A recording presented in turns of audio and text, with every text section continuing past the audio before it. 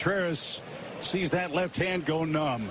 The call was catcher's interference, and Contreras holding that left arm. Gosh, I hate to see that. We'll see this one here. The backswing catches him right in the wrist, upper forearm area there. Oh, man. There's always a risk being a catcher. Could be something different, could be one of my knee, will get hit in the head for a concussion. But I mean, the risk is always going to be there. I'm not blaming any part of my game because I hate this happened tonight. When I get back, I'm gonna try to be the same guy behind the plate and keep doing my best.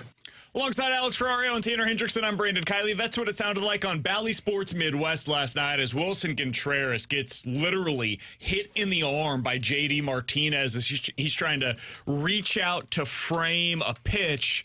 Ends up fracturing his arm. He's going to be out for the next 6 to 8 weeks. It was announced earlier today. He will be getting surgery later on this afternoon. Alex, that felt to me like the moment where we look at it and say, man, I don't think this season's going to get back on track. I'm not trying to be too doom and gloom. I'm not trying to match the weather today. But that's what it felt like as I watched Willson Contreras, just rolling around in pain out there yesterday. I don't think this team has what it takes anymore. I said 2 days ago, I think that it's just not going to get back on track offensively. I think at this point, it's hard for me to imagine this team getting back on track at all. There have been 8 teams in the last 20 years, Alex, that started 15-21 or worse, which is the current Cardinals record through their first 36 games of the season. 8 teams that started this poorly went on to make the postseason. I do not think the Cardinals have what it takes to become the 9th. I hope I'm wrong. I'd love nothing more than to see this team get back on track this weekend, sweep the Brewers, go 4 for 4 there, right back in it. It'd be awesome. Come on, man. But this offense right now includes exactly 0 players on the active roster now that Willson Contreras is hurt that has an OPS of 750 or better. The average OPS in Major League Baseball, Alex, this year is 696. The Cardinals right now, based on what they have available to them offensively, they have 2 players on the roster that have an above-average OPS. Jose Fermin is one of them, who doesn't even qualify in Nolan Arenado. This offense is terrible. The pitching seems like it's going through a bit of a slump right now, and you've got injuries that are kind of changing things as well. And now you just lost your best player. I don't see this thing getting back on track. No, when you lose the one piece that is really keeping your team in a competitive mindset on the offensive side, that blows everything up. And I don't want to sound too demonstrative with this, but I don't think you have individuals on this team that are capable of saying, okay, we lost our best player, I'll put this team on my shoulders and carry it. Because typically that should be Goldie and Arenado. But we just saw last night multiple times, put your team on our shoulders and carry us to the promised land, and they were unable to. They collapsed when you put any weight on their shoulders. So now you're shifting your focus to younger players, and we all know how that goes when you're relying on younger guys to be the sole proprietor of fixing the roster and the offense. That's a tough thing to handle. Mason Wynn has not been the same person. You don't have Jordan Walker. Nolan Gorman still looks flat. You don't have one person on this team that you look at and you say, okay, we're screwed. We need you. Like you go to the Atlanta Braves, the season that they lost Ronald Acuna Jr., you still had Freddie Freeman. 2021, yeah. You still had individuals that you said, hey, he can carry us. If the Phillies were to lose Bryce Harper, that would suck. They did last year. Yeah, but they still have guys that they look at and they say, we can carry this roster. You just lost the biggest piece that was supposed to be your 3rd biggest piece this season. So unfortunately for this Cardinals team, I don't think you have the confidence to pull yourself out of this rut. Yeah, last year the Phillies had Bryce Harper for 125 games that season. The year before that, he only played in 99. And in 2022, the Phillies were able to win 87 games and, of course, ended up going to the World Series. This team doesn't have that in them. It doesn't, man. Like, we've watched them now for essentially a quarter of the season. And they've had one guy that has produced offensively in any kind of a consistent basis. an above league average rate. I'm not talking about being a superstar MVP level performer. No, just a guy that you can count on every single night to come through in big spots. It's Willson Contreras. He's the only guy. And we're getting text 314-399-9646 is the Air Comfort Service text line to get involved in the show. That said, guys, all that JD Martinez did last night was put the Cardinals out of their misery. This was an act of mercy. It was already a dying season. Yikes. There's some truth to that, actually. No doubt about it. But for those of you that are maybe a little bit more like me, that had some belief that the back of the baseball card still mattered for Paul Goldschmidt, the back of the baseball card still mattered for Nolan Arenado, and that you still had hope for some of these young players to be able to come around, last night it felt like all of that hope, with one swing of the bat, it ended. Maybe you believe that the offense will get a little bit better, but now I'm watching the pitching, dude, and it's like, how am I supposed to believe in that offense when this pitching is starting to come back down to earth, especially when Miles Mikolas is on the mound or whoever takes over the spot for Steven Matz, where Steven Matz wasn't good anyways. So 2 out of your 5 starters are no longer guys that you can count on. My offense is still going through this rut generally, and now I lost my best hitter in that lineup. And the bullpen, one of the key pieces of that pin was Matthew Liberatore, who now is in flux once again between the rotation and the bullpen. There's just so little that I can grasp onto and say, that's what I'm counting on. And oh, by the way, because the offense is so bad, they're now putting, generally, Dylan Carlson in center field. Yeah. And he's not good out there defensively, guys. Every one of you that has texted us over the last calendar year that said Dylan Carlson's a center fielder, I hope you've been watching the difference between what it looks like when Siani's out there and what it looks like when Dylan Carlson's out there. Because one of them is a legitimate center fielder, a plus defender in center. The other is not. The other is a plus corner outfielder that is trying to play in center field right now. So I say all of that to say this. The season feels like it's done. It feels like it's over. We have made it through 35 games once again. And just like last year, where we knew at this point the season was over and done with, it feels that way again right now. I can't believe we're here a month and a half into the season, dude. Although we come to the end of the... Are you going to cry when you have to call it a season? Do we need the song? I'd love the song if you have it. Okay. No. Yeah, we need the song. No. What do you mean no? You said you were out on this team. They killed your vibes, and now you're saying it's over. Play the damn song. No, we're not there yet. No. What? We had said it never come. Oh, it did die. What happened? It did die. How do you love me? Are we here? Oh, You're we're here. absolutely here. You just lost your best hitter.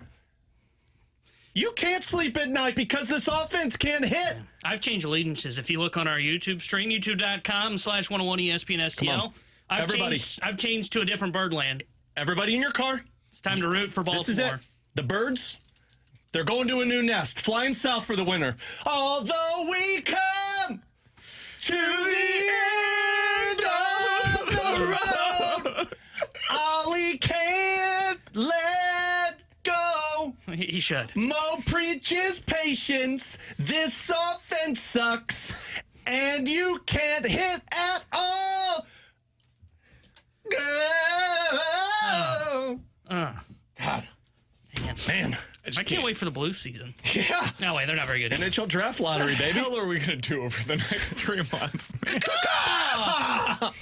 And they got a big game. They got to win 1 out of 2 to make the championship. Aren't right? those? Aren't I those? have no idea. Aren't those dogs I still? guess on, I'll start learning. Aren't those dogs still on the pitch? Yeah, they tie every night, and they've had 2 shutouts in their I'm not last gonna 4 lie. games. City SC is kind of boring as well. It's over. We Just got need anything else going? The Blues just got the 16th overall draft pick. Zoo's open. The zoo? Yeah, Wow, it's you don't want to go right now. Come on, man. It's not raining yet. Been to any good breweries lately, boys? No. Yeah. Called my own refrigerator watching this Cardinals team play. Had a golden night last night. You The had a Golden what? Knights? Golden light. Oh, It's a Michelob. Seltzer time? No, we're not there yet. we'll never be Well, you there. said we weren't there for end of the Normally I would road. watch the Cardinals while I drink a seltzer. Grill outside. Made some. Look, man, it's okay to come to terms with the fact that Start watching Baltimore. you just lost your best team, or your best player on the team, and nobody's coming back from that one. Well, the lineup's out. I don't think they're going to be playing a baseball game today. But the lineup's out. We were supposed to talk about catcher's interference and how it's up and the risk of having Willson Contreras play the way that they did last night and how they've had him catching lately. We decided to have a sing-along instead. So I apologize for that. It was worth it playing that sing-along. So if you guys want to get involved in the show today, 314-399-9646 is the way to do so. You can check us out on YouTube at youtube.com/101ESPN STL. That is where the Graveyard Chat is off and running today. Coming up next, we're going to play the lineup game because we can do a lineup game for a bunch of guys that aren't hitting. You just got to do it on a beautiful Wednesday morning here in St. Louis on 101 ESPN.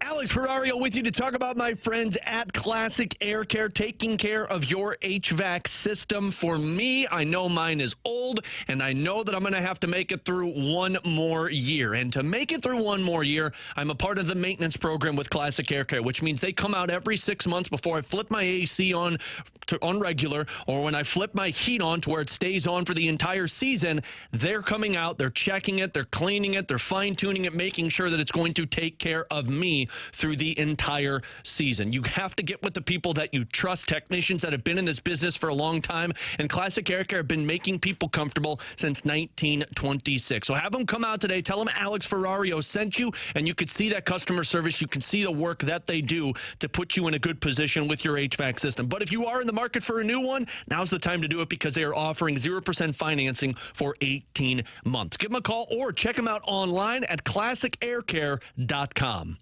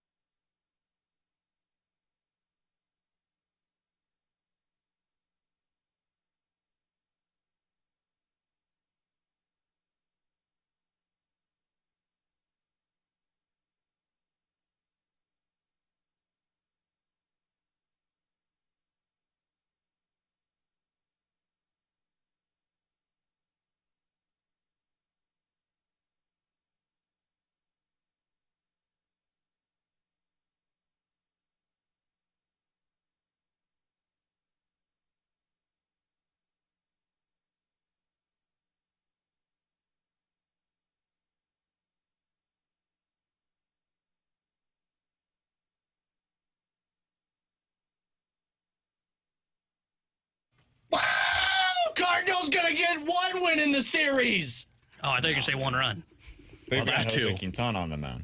Well, Yeah, but it's a lefty. We hit lefties well. now you're thinking of 2022. First of all, who's we? And second of all, We as Cardinals fans, because we can out hit the Cardinals right I know now. for damn sure you can't hit a lefty.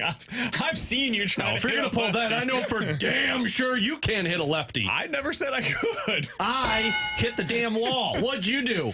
Nothing. They rolled to the wall. No, well, mine touched the tip. Just didn't get over. Gotta be careful with that. No, you're good. Just got to be open to kids. There we go. Leave a little something for the imagination next time, man. No. All right. No. It's time for the lineup game. If you're new to this, you don't listen to the Fast Lane. God only knows why you don't do that. You got to start listening. 2 to 6 is when they are on the air right here on 101 ESPN. They play a game called the lineup game. When it's a day game, that means we get to play the lineup game. Now, I'm not sure this is going to be a day game today. I'm not sure they're going to play a game today, but the Looks lineup like is a out, night game. which means we will play it. Alex, Yeah? as I mentioned, you've got a lefty on the mound. So we know what that means. Last time we saw a lefty on the mound, they went with Jose Fermin as their leadoff hitter. Do you think that they will do the same thing today? Yes. I It's the agree. only guy that hits. Show me Jose Fermin. I'll be back. I don't know why that's the I was drop. going to say, is that a Marshy drop or is that a U drop? It's a Marshy drop. Oh, okay. I like it. I have no idea where Jose Fermin is playing today. Like what position he will be Second. I'll just throw a second out there because Wynn will be back in. I'll throw a second out there. playing. Okay. Last time they played against a lefty, Willson Contreras is batting second. Oh, okay. So Ivan Herrera will be batting second today. Or do you go Newpar there? Newpar had a good night last night. Against a lefty? Yeah. I Do mean, they go Carlson here? oh, I mean, he's been terrible, but like, no, I don't think you could put Wynn? Carlson there. I don't think they'd move Wynn up that far. Arenado? No, Arenado's a 4-hole hitter, and he can't move Are you from there. seriously going to put Ivan Herrera batting second? Wasn't he say batting? something negative about it, batting? okay? Oh, well, he stepped in for Wilson last night. Okay. I would say Herrera or Newpar. He's slugging 377 and he's getting on base 27% of the Hey, time. Yeah, that's If- probably that- your best hitter. That slug is better than Goldie's, okay? Oh my God. Okay, go go Ivan Herrera. No, no, no. You want to put Dylan Carlson? I would go Mason Wynn here. I don't know, dude. I would go Mason Wynn luck. too, but I don't think they're gonna put him up I there. do not envy Ollie Marmol. Like, if you guys think Ollie sucks as a manager based on what the performance of this lineup is the rest of the way, God bless you. Which one do you want to go with, Carlson? You pick. I picked this one, so you pick. Let's go Wynn. Give him a blow. Newpar? Carlson. What the H is wrong with Does that you mean both guys? of them are wrong? Good Lord, dude. Okay, so Goldie? Sure. Go for it. Why not? Yeah, Goldie. You're wrong. Okay, so let's hold on. Let's What other we gotta- right-handed bat? I'm sorry, guys. We gotta like process of Boy, this is elimination like this the thing. fast lane the other day, guys. We've said Wynn. No, we did. Yeah, you Wynn's went wrong. Wynn. Okay, so hold on. Let's process. Arenado. No way. No way. No way. No way. All right, I'm out of right-handed hitters. And unless it's Pedro Baez, and I don't think they're putting him second. Oh my God. Oh, that's right. Burleson? That's who I was gonna say. Burleson after last night, but it's a lefty. Burleson. Newt? We did Newt. I said Newt. We said Newt and Carlson, and I said both wrong. Dude, Lars Nootbaar, the last time they played a left-handed pitcher, was batting 9th. Yeah. He's hitting 192 You had a good night against last lefties this year. Cardinals, explosives. I mean, sure, why not? This is Ivan Herrera. Sure. Guys, I'm running out of sounders for how much you've been Carlson? wrong. God, that's the worst 1 through 3 I've ever seen. Arenado. Nolan is a security guard at the lumber yard. Dude. Do they give Goldie the day off? Because They should. That was awful last night. Dude, who? Herrera's got to be your cleanup hitter. Ivan Herrera. Show me Ivan Herrera. I'm just going to say this right now. I think Ivan Herrera is going to hit a home run right here. Marsh just literally called that Dude, this is at Ballpark this Village. is bad. 2023 levels of bad. right now. This is Burleson, you think? I mean, it's either Burleson or Carlson. Goldie. If Goldie's got the day off, then sure, go. Yeah, I Burleson. don't think Goldie's playing. I would say Goldie's got the day off. Makes sense. Day game after a night game, potentially. He's terrible right now. He's got to get this thing figured out. Which one you want to do? Give him a day off. You want to do Carlson since he's a lefty? Sure, Carlson. He was, I think, the 5-hole hitter last time around. What a shame. This would be Burleson. Burley, you're so rugged and manly. He didn't start the last time they played a left-handed pitcher. So this would be Carlson, I would imagine. Even though that looks eventually, like crap. if we say him for all 9 spots, we will be correct. So, well, here, let's work the funny backwards part's here. going to be when Carlson gets the day off. Yeah, let's work backwards here. So we'll probably have Ciani in the 9-hole. Mason Wynn playing short. You want to put Wynn here? Donovan hit a home run. Maybe you put Donnie here. Either way. What do you want to go with? Wynn, Donnie, or... Did we say Carlson? Carlson. Let's go Carlson first. Hey, okay. Yeah. Carl, good to see you. Okay. Wynn or Donnie? This feels like it's going to be a Pajes. I think he's batting 9th or 8th. Let's go Mason Wynn. Show me Mason Wynn. I'm watching the Futures game, and this thing's all over Instagram. It's like, this guy threw a ball 100 across the time. That's awesome, but, like, how many throwing errors does he have? Shut up! That one does get me. Donovan? Sure. And then Pajes? Okay. Donnie's getting the day off. Pajes Ciani or Ciani Pajes? Let's go... I'd say Pajes. Pajes, righty. It's just dynamic stuff. Sure. And then Ciani wrapping it up. Michael. You're not Michael Phelps. You're Michael Cera. All right, guys, so this great lineup. Leading off, Jose Fermin at second base, then Lars Nootbaar at left, Nolan Arenado is at third, Ivan Herrera is the DH, Alec Burleson is at first, Dylan Carlson is in right, Mason Wynn is at short, Pedro Pajes is catching, and Michael Ciani is batting 9th in center field. Oh, my. Would you say? You are a factory of sadness. Man. You want to play the song again? You can take down the music, T-Bone. Oh, did you? Dang, I closed the song. Pull the song, man. Alec Burleson is batting 5th, and it's like probably the right decision. He's batting 188 so far this year against left-handed pitching. Ivan Herrera is batting cleanup for you. I don't even have to go with the splits. Batting 235 with an OPS of 650 so far this year. He's a negative when it comes to wins above replacement. Relax. Man. Or what is it good for? Absolutely nothing. Thank you. Just like this team. I don't know what to do with this, dude. Like, this is where they're at. And, like, Ollie didn't make a bad decision here. It's hard to really argue with where people are slotted into this lineup. I would probably move Wynn up, but that's semantics. Like, who cares? The names in the lineup right now don't matter. Or the spots in the lineup. It's about the names. It's about the people that are playing right now. And they clearly, like Gorman, we're very fastly approaching him needing to go down territory. And I said the other day, I don't think that it helps anything because what he needs to work on is the high fastball and then the slider, and you don't see that in the AAA level right now because of the way that the strike zone is. The ABS system doesn't have that high fastball as a part of it, so he's not going to see the strike that he currently is struggling to hit. So that doesn't really help you fix the problem that exists within his swing. But he's not really playing right now, so I don't think it's fixing it here either.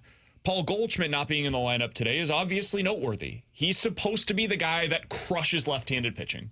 And if he's not going to be in there against Jose Quintana, it tells you everything you need to know about where he's at mentally, physically, emotionally. Like, it is officially time to panic if you're a Cardinals fan. And it's probably, for many of you, you've already been there. I understand that. But for people like me that have been holding out hope, today is the day where we come on the air and say, everything is not fine. This is a disaster.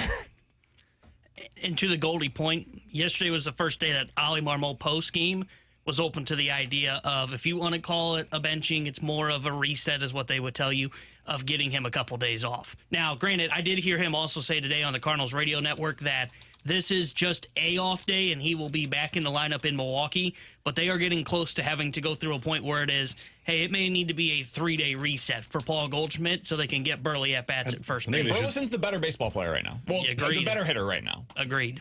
Goldie's still been good defensively at first, but that's not why he's here. You don't pay him $25 million to be a good defensive first baseman. You can get those guys on the open market for $5 million. I also think you're going to see more of Matt Carpenter get in the lineup as soon as he's back from his rehab assignment. They should. They really should. He was playing first base for Memphis. They got to try it, and I know it's like AAA or AA, wherever the hell he's at right now. And he had a home run last night. Like, his swings look pretty good from what I've seen on the videos in Memphis on this rehab assignment.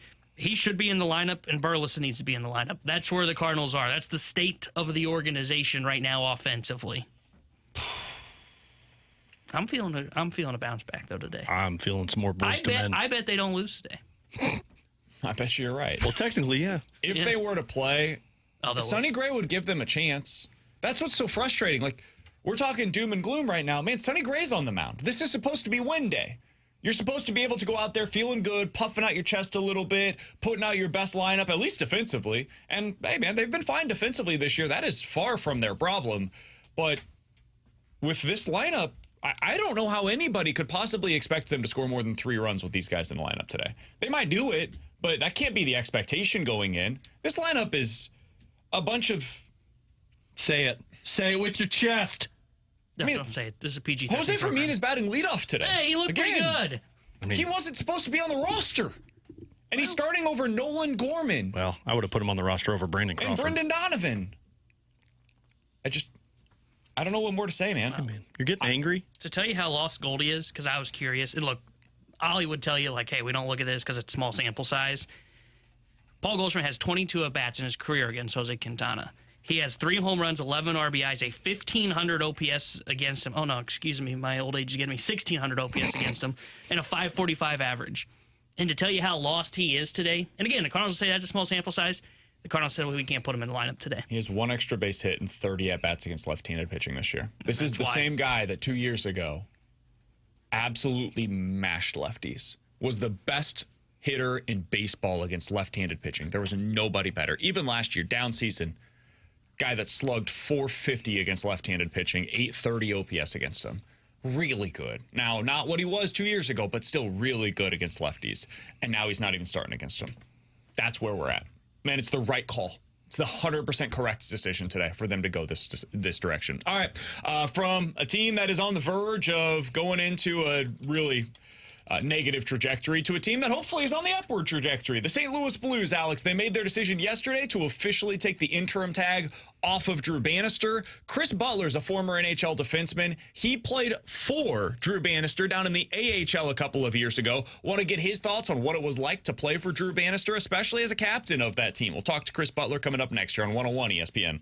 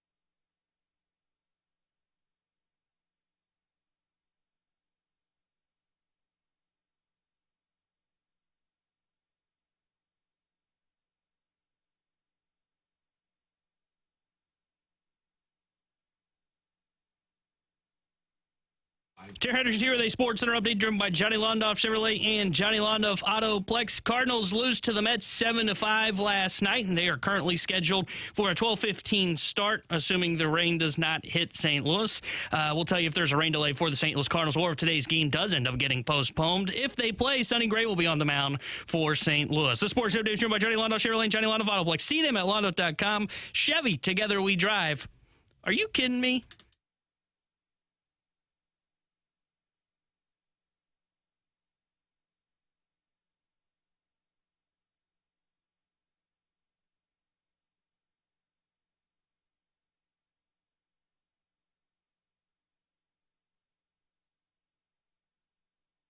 Go to the Fourth Alert weather team. Find out if the rain is going to indeed hit St. Louis. Alex, can you look outside for me real quick? Yeah, but I'm not going to assume anything. Olive Boulevard here in beautiful Creve Coeur, Missouri.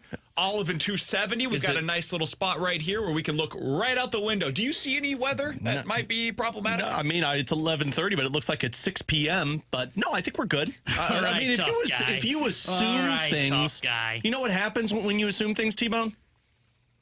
I don't remember what they were saying, but you make an ass out of you and me. You know what? And in this scenario, you make people go down to the ballpark when they probably don't need to. You're a jerk. So. No, it's not true. It may not rain. Okay, yeah, sure. Might not. Okay, sure. Right now, what we are going to do is go to the 101 ESPN hotline to be joined by Chris Butler, former NHL defenseman, St. Louis native, and most importantly, he was the captain for Drew Bannister's team in 2019 with the San Antonio Rampage. That was Drew Bannister's first season with the team. That team, by the way, Alex, included Kyrou, Blais, McEachern, Wallman, Mikolas, Sanford, Jordan Binnington, Ville Husso. Bunch of either current or, at that point, future Blues were on that roster as well. Chris Butler joins us now via the 101 ESPN hotline. Chris, we appreciate the time, man. How you doing today? I'm doing great. How are you guys doing? Doing really well. So we wanted to get your perspective on what it was like to play for Drew Bannister. Now that he's been named officially the head coach of the St. Louis Blues, what was your experience like playing for him and being a captain for his team back in 2019? Well, I think the thing that really jumps out for Drew is just how prepared and how detailed he is. It was his first year coaching professional hockey, but we were as prepared or more prepared than any team in the league.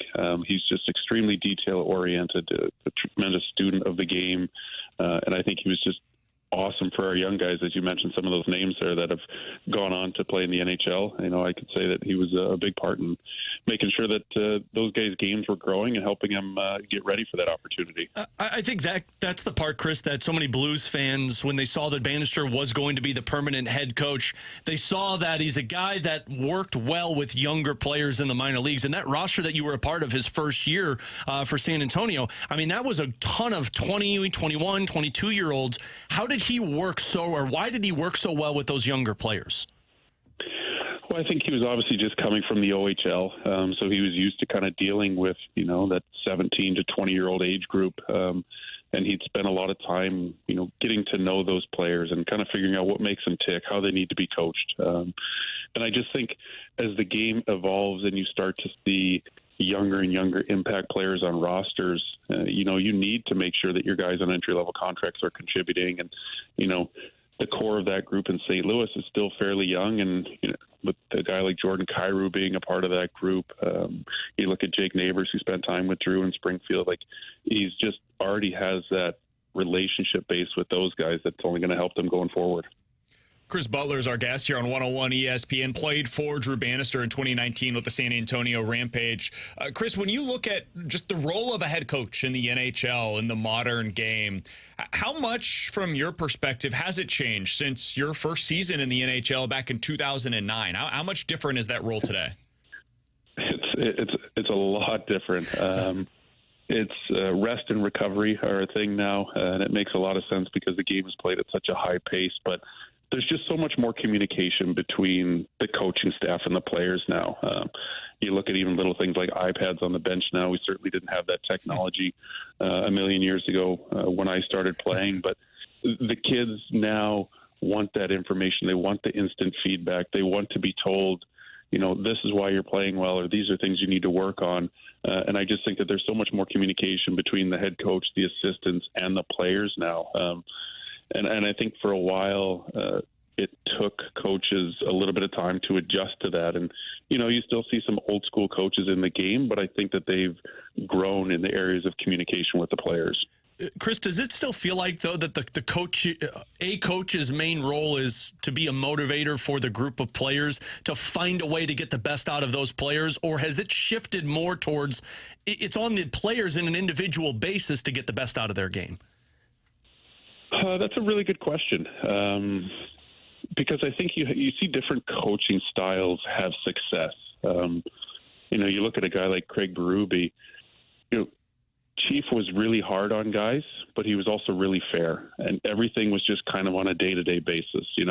Your ice time was reflective of what you gave to the team that day, and you weren't necessarily punished if you didn't have the best game the next day. It was kind of a turn-the-page type of mentality, and let's get better and work at this thing.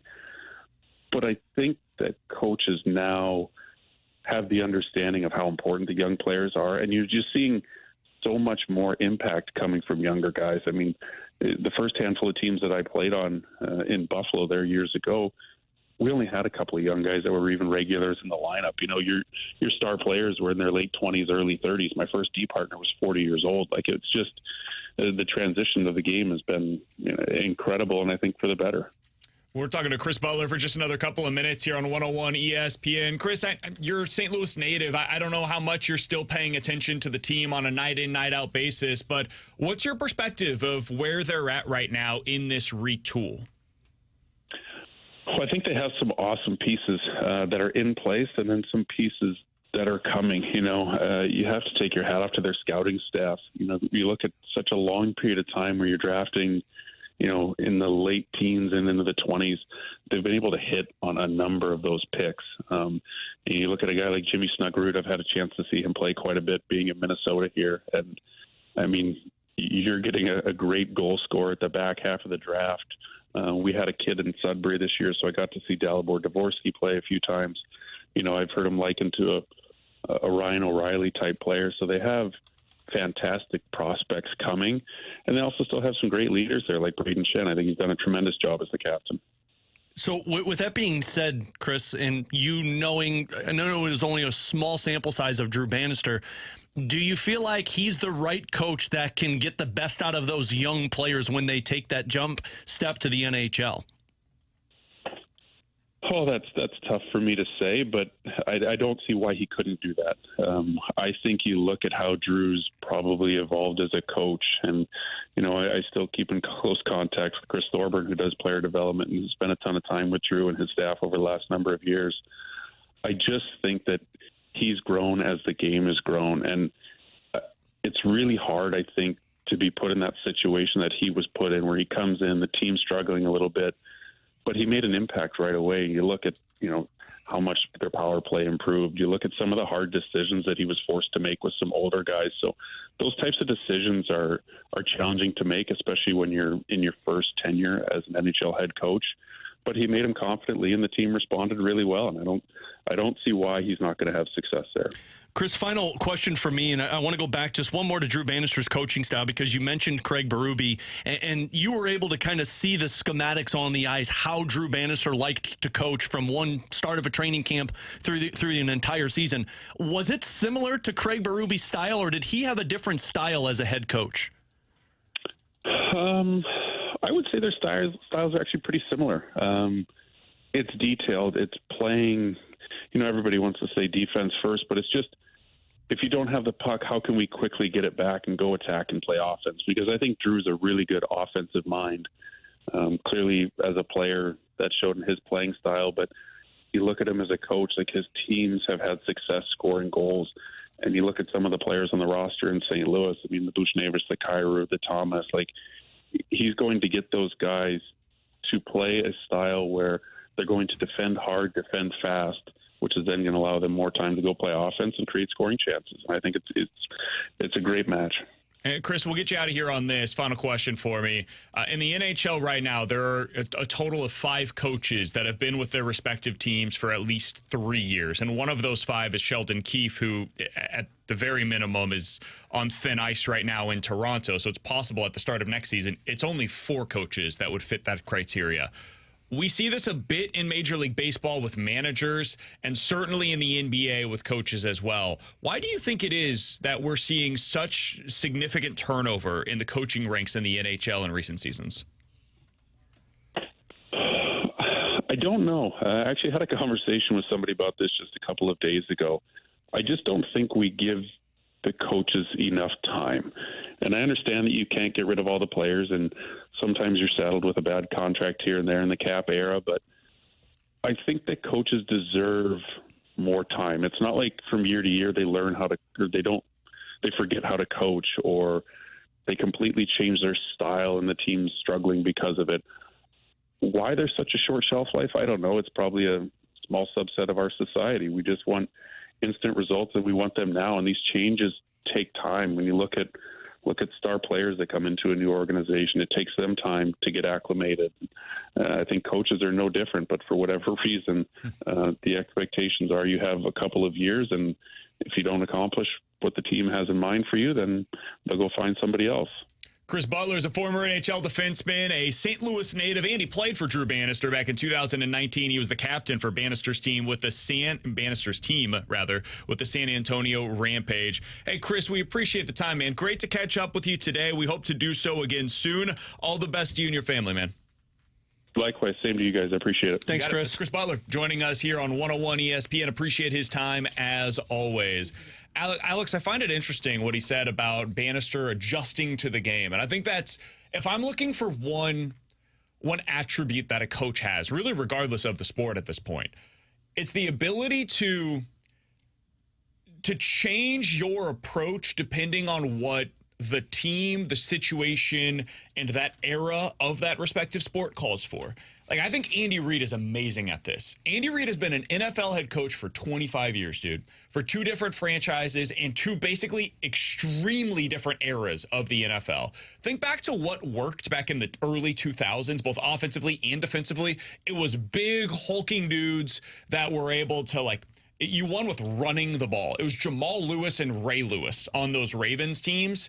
And it was just physical. It was brute strength. You needed huge offensive linemen, 250-pound linebackers, and he found a way to win through that era of the NFL. And up until this point, he continues to win by continuing to adjust. He will find ways to exploit what is possible. In the NHL, it's the same thing, man. The best coaches find what the trends are in the game and adjust their game accordingly. And if that is something that Drew Bannister is capable of, I think it's gonna help him succeed with the St. Louis Blues. I really found his answer fascinating about, you know, the role of a coach in terms of motivational speaker, like we talk a lot about, or if that's on the players getting the best out of them. And that's the part that I fall victim to, because I do believe that the coach has a large role in terms of getting the best out of your players, in terms of making sure that they're invested in the team, in the style that they're playing, so that they put that best effort out on the ice. But we always complain about it. It's on the players. And you heard his answer on why the coaching turnover is taking place. If the players aren't going to invest into it, then you're not going to get the best return on that. And I view that as like, we're going to judge Drew Bannister off of this roster, where I think the decision should have already been made, where we're judging this roster off of the next couple of years because of the coaching decision that took place. We've got a couple more Blues conversations coming up over the course of the show today. Justin Faulk, Blues defenseman, will join us coming up at 12:45. And Chris Kerber, the voice of the Blues, will join us as well at 1:30. He wants to talk about teams that have gone into a rebuild recently that failed to get out of that rebuild. Pretty topical for both the Blues and the Cardinals in that regard. So we'll get to that with Chris Kerber coming up at 1:30. Coming up next, 314-399-9646 is the Air Comfort Service text line for questions and answers here on 101 ESPN.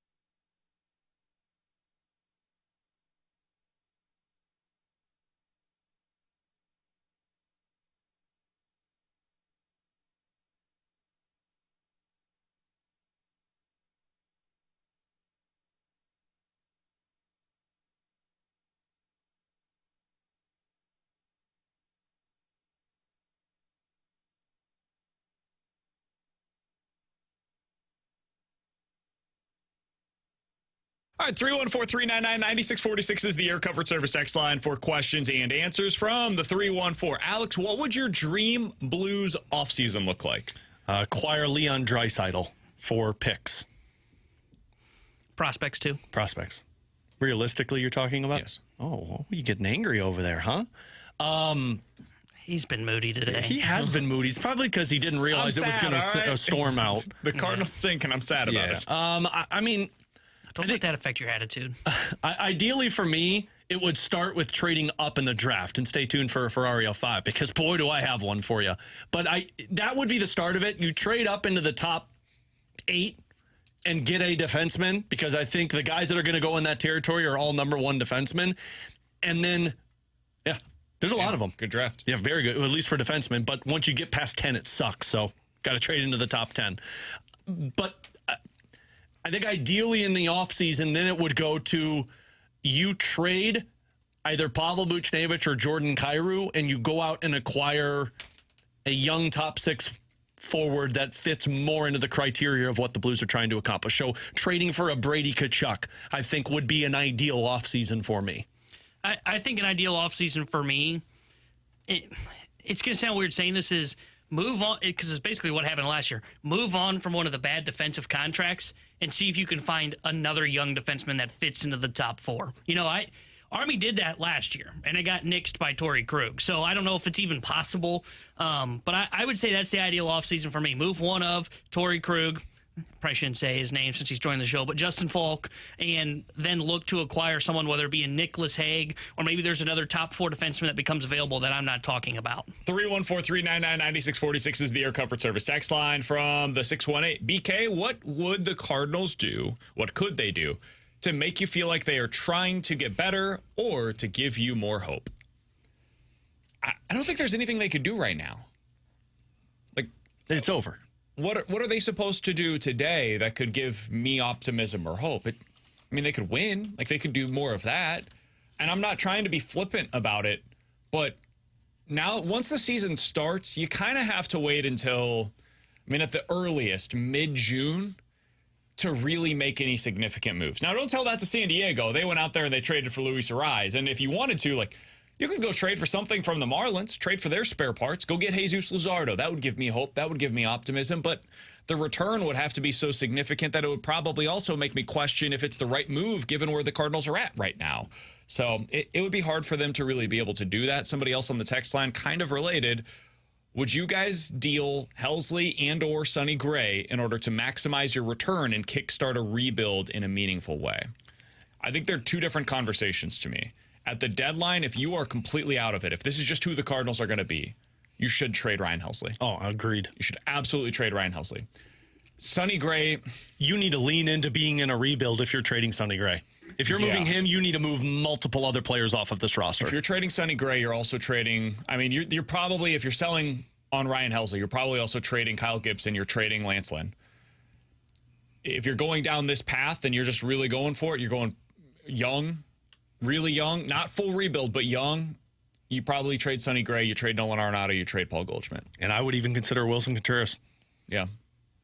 Yeah, he's probably one that you have to wait till the following season. Yeah, just because he's coming off injury at this point. And on second thought, I at least think you need some type of leader in that clubhouse, and he would be the guy that I would say we need to keep around. And look, they'll be able to get a ton of assets from their bullpen because this is the theme of the LA Angels under Mike Trout. It's not being in the playoffs with the best player in the world. It's, hey, let's have a really good bullpen and trade off pieces. So, Kittredge, gone. If Middleton pitches well, gone. Ryan Helsley, gone. Honestly, they should listen on JoJo Romero. Giovanni Gallego stays.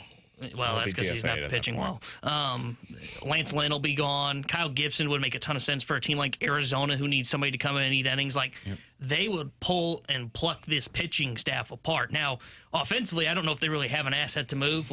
If Goldie's not hitting, nobody's going to trade for him. Somebody would trade for him. I don't think the return would not be what you're looking for. The problem for Goldie is there are going to be other first basemen on the market. Pete Alonso's going to be on the market this summer. But the asking price for a lot of those guys is going to be really high. If you're a team that just wants a really good defensive first baseman and you have a lineup that can already mash, you're hoping for the upside of his bat into the defense that he provides for you at first base. Maybe. So, again, I'm not telling you that you're going to get much for him at the deadline. I think the way you Somebody get will more trade for him, though. is you got to eat some of the salary.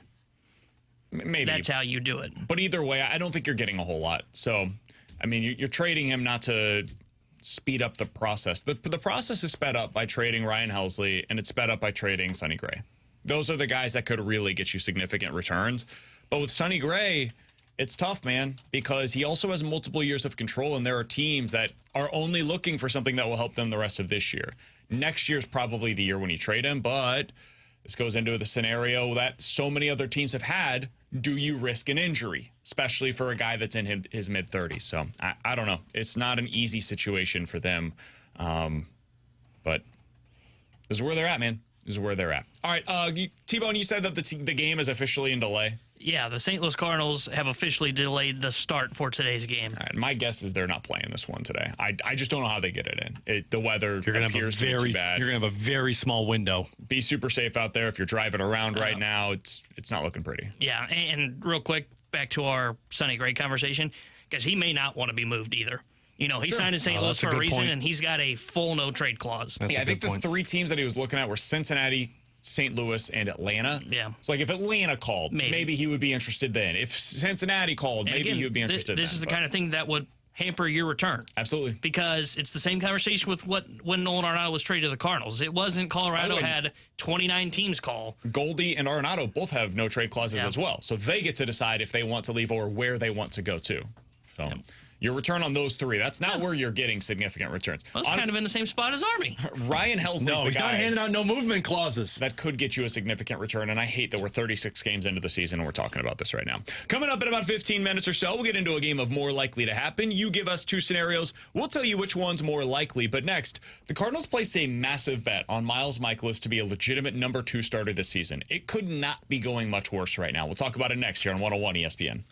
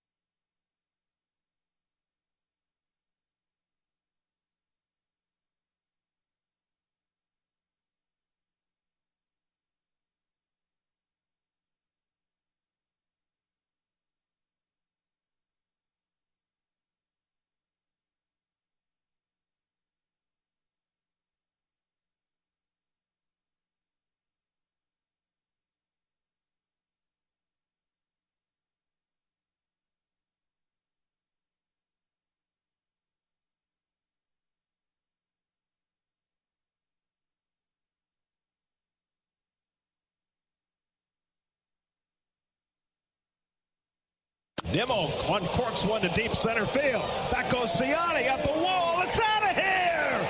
Brandon Nimmo strikes again! A 3-run homer to tie the game! Felt like Miles came out and Vila was good. There's some finish to his pitches early on, and then in that 5th inning just kind of ran into a little bit of a wall. They put some good swings on him. He struck him out, and the ball game is over. Adam Ottavino bends but does not break in the 9th. He strikes out Goldschmidt and Burleson to end it, and the Mets have taken the first 2 games of this series to get back to 500. That's what it sounded like last night on SNY as the Mets put a hurt on Miles Mikolas in that one. He started out pretty well, Alex, all things considered, and then things once again came to a screeching halt. A rough start for Miles Mikolas. He now ranks out of 78 qualified starters in Major League Baseball, 77th in ERA, 76th in batting average against, 69th in hard hit rate against, and 76th in swing and miss rate. Moral of the story, he's a bottom 3 pitcher as a starter in Major League Baseball so far this year. He's been one of the worst. Patrick Corbin is basically the only guy that in most statistical categories has been worse than Miles Mikolas. It's not what you want. And the big reason why is because his slider is not what it was supposed to be. He was working on it last season, was hoping to get it back into a pitch this year that he could throw in more counts, get some more swing and miss with that. Well, as I just mentioned, he's one of the 3 worst pitchers in Major League Baseball in swing and miss stuff so far this year. So that clearly has not come to fruition. And what the results are is a .390 batting average against his slider with a .696 slugging percentage. Alex, opposing hitters have 18 hits against his slider. 8 of them have gone for extra bases, including 3 home runs. This is a nightmare scenario for the Cardinals because they came into the season, and I was somebody that was trying to follow their lead, believing that Miles Mikolas had the potential of getting back to what he was prior to last season. And if he did, those results, even if the process doesn't feel this way, the results were pretty similar to a number 2 starter across the league. A guy that's a mid-3s ERA, tons of ground balls, not a lot of hard contact, just a really solid pitcher, even if everybody agrees, not an ace, but a really solid pitcher that you'd like to have as a part of your staff. Well, he has not been that so far this year, Alex. And unfortunately for the Cardinals, that means that they need somebody else to emerge, and they don't have any other options, as we said prior to the season. What do you make of Miles Mikolas' struggle so far? Yeah, problematic. For me, this is back to like 2019 Miles Mikolas, where, I mean, like, not awful, 184 innings with it, but I remember that season in terms of everybody was discussing the fact that all he did was give up home runs. Gave up 27, I think, that season. What was it, 2 years ago? He gave up 26, and that was like towards the top half of the league in terms of qualified starting pitchers. You don't have a strikeout pitch if you're Miles Mikolas, and when players make contact, it's more than likely going out of the ballpark. He's given up 8 home runs this season. I think the most by a pitcher is 10. So for Miles Mikolas, this is the worst case scenario in terms of you can cover for him as a number 2, at least for a short sample size, because Kyle Gibson's pitched well, Lance Lynn's pitched well. Those of that guys combined are giving you innings and they're giving you quality starts. The problem is when Miles Mikolas steps on the mound, you're not going to be getting innings from him. And more than likely, you're going to be talking about being down with your offense struggling. And this isn't just a one-year problem. This is now back-to-back years where Miles Mikolas is giving up a ton of hits, a ton of hard contact, and you don't have the defense that can cover for that. And we have somebody on the text line. I saw this last night as well. Somebody from the 3014 said, guys, Miles Mikolas was tipping his pitches last night. The Cardinal staff clearly couldn't pick it up, but the Mets announcers did on their broadcast. I saw that. I saw that they had mentioned it. Now, they said on their broadcast that it was the curveball that he was tipping, and Miles Mikolas did not. He had no issues whatsoever with his curveball last night. His curveball was fine. There weren't hits allowed on it, and I think it was 3 of the 6 swings against it were swings and misses. So I think what they were probably talking about was his slider. I think that's they just confused the 2 pitches. That's my guess as to what happened with that, because his slider was not good last night. But guys, this isn't something that's new. It's not like this was a last night issue. Over the last 2 seasons, Miles Mikolas has a 5.1 ERA. That's 14% below league average. He has allowed the most hits in Major League Baseball both last year and this year. He has allowed the most earned runs in Major League Baseball both last year and this year. So this wasn't a one pitch or a one night issue. It wasn't a tipping yesterday issue. This is a Miles Mikolas problem that the Cardinals have to get figured out. Otherwise, they don't have the rotation that they've been banking on early in the season. Your offense, we know, is a nightmare right now. It's not good. And Goldie is going through it in a significant way, and we saw it last night. I thought in that 10-game stretch that we talked about right before the start of May, hey, maybe things are starting to turn around for Goldie. Nope, wasn't the case. He's been terrible ever since. I thought Nolan Arenado was going to start getting back on track. And to a degree, he has. He's hitting for real average right now. But the power is still not there, guys. It's not coming around in a way that makes you feel like he's going to be Nolan Arenado of old again. So you've got to be able to make up for that with defense and with pitching. And the pitching, although it has been good so far this year, right now you need guys that are going to eat significant innings. Lance Lynn hasn't really done that so far. He's been mostly going 5 innings for you, which is kind of what you got out of your 5 spot last year. Now he's been more effective in those innings, but it's mostly 5 innings for him. Kyle Gibson's been everything you could have asked for and then some. Sonny Gray, everything you could have asked for and then some. The guy you've really got to lean on right now is Miles Mikolas. He's got to be somebody that goes out there and pitches super deep into games and at least gives you quality starts when he's out there. Well, that ain't happening. This start was 4 innings, 6 earned runs. You had no chance, given what your offense has been, to be able to win that game. Starts before that, he had, in his last 5 starts now, 1 that goes at least 6 innings. Man, this is not the pitcher that you signed him to be. This is not the guy they were counting on him to be coming into this season, and we're now 25% of the way through the year. He's 2-6 on the year. The Cardinals, when he goes out there and starts, have not been good enough. I don't know what to do, but and this is the guy it's hard for me to latch on to anything right now that's really giving this team a fighting chance. And this is the guy that when you gave the extension, you latched onto the fact that he was going to, essentially it felt like he was the one that was taking over for Adam Wainwright when Adam Wainwright left in terms of his skill, his leadership, and everything. And you're talking about a guy that from game 1 against the Dodgers in his comments have just been like, this has not been effective for the Cardinals at all. A couple of starts, you start to see progress. But even in the games against the Padres, the games against the Phillies, the game that he had against the Detroit, they're all 6 innings, but he's given up. Sorry, my computer froze. He's given up 6, 7, 9 hits in it. So you're talking about that's him. That's what it is. I get it, but that's not the walks. You can deal with that. If he's given up 1 hit per inning, you can live with that. The problem is when he's going out there against the Dodgers, giving up 7 hits and 5 earned runs. But he's also like doing this Harry Houdini thing where he's finding ways to get out of jams. Even if he's given up a hit per inning, typically it's like 4 hits in 1 inning, and he finds a way to only give up 1 run. There's some truth to that, but like earlier in the season, the problem for him was honestly walks. He was giving up free passes. Yeah. And that's not something that Miles Mikolas can get away with because he doesn't have strikeout stuff. So you're giving up a free pass, and then you get a hit later on in the inning, and they're hitting it hard, so it's going for extra bases, whether a home run or a double, and now you're scoring runs off of it. It's not a recipe for success for him. So far this year, he's allowed at least 2 earned runs in every single start, and he's gone at least 6 innings in 3 of his 8 starts. This is not the guy you paid. It's just not. And if it continues to go down this path, the Cardinals, while their pitching has been better this year, the pitching will start to flounder as the offense starts to heat up. Because there will come a point in time when the offense is not this bad. I don't know that it's going to be great at any point this season, especially with Contreras now hurt. But it's going to be better than it is currently. I don't think it's going to be second worst in Major League Baseball. The problem for them is it's this teeter-totter thing, Alex, where it goes, okay, right now the offense is struggling, the pitching's really good. And what's probably going to happen is they're going to end up balancing out somewhere in the middle where both of them are just slightly below league average. And because of the way that you've started out the season, that's not good enough. You need something to be really good in order to be any kind of a threat in the National League. And I don't think the Cardinals right now are constructed in a way where, especially with Liberatore as a part of your rotation, you don't have an elite bullpen anymore. You've got 3 guys that are elite, but you don't have an elite full bullpen anymore. You don't have an elite staff. You don't have an elite offense. Maybe you have an elite defense, but even that is put at risk right now by putting Carlson out there regularly in center field. You have nothing that you can hang your hat on, and that is where things are starting to feel like last year. But they do have leadership. Carpenter's on his way back. Crawford, you got leadership. And leadership, remember, was supposed to be the area of expertise in the offseason that could drag them out of holes so that they don't fall victim to what they did last year. Hence you going for your 5th straight loss later on today.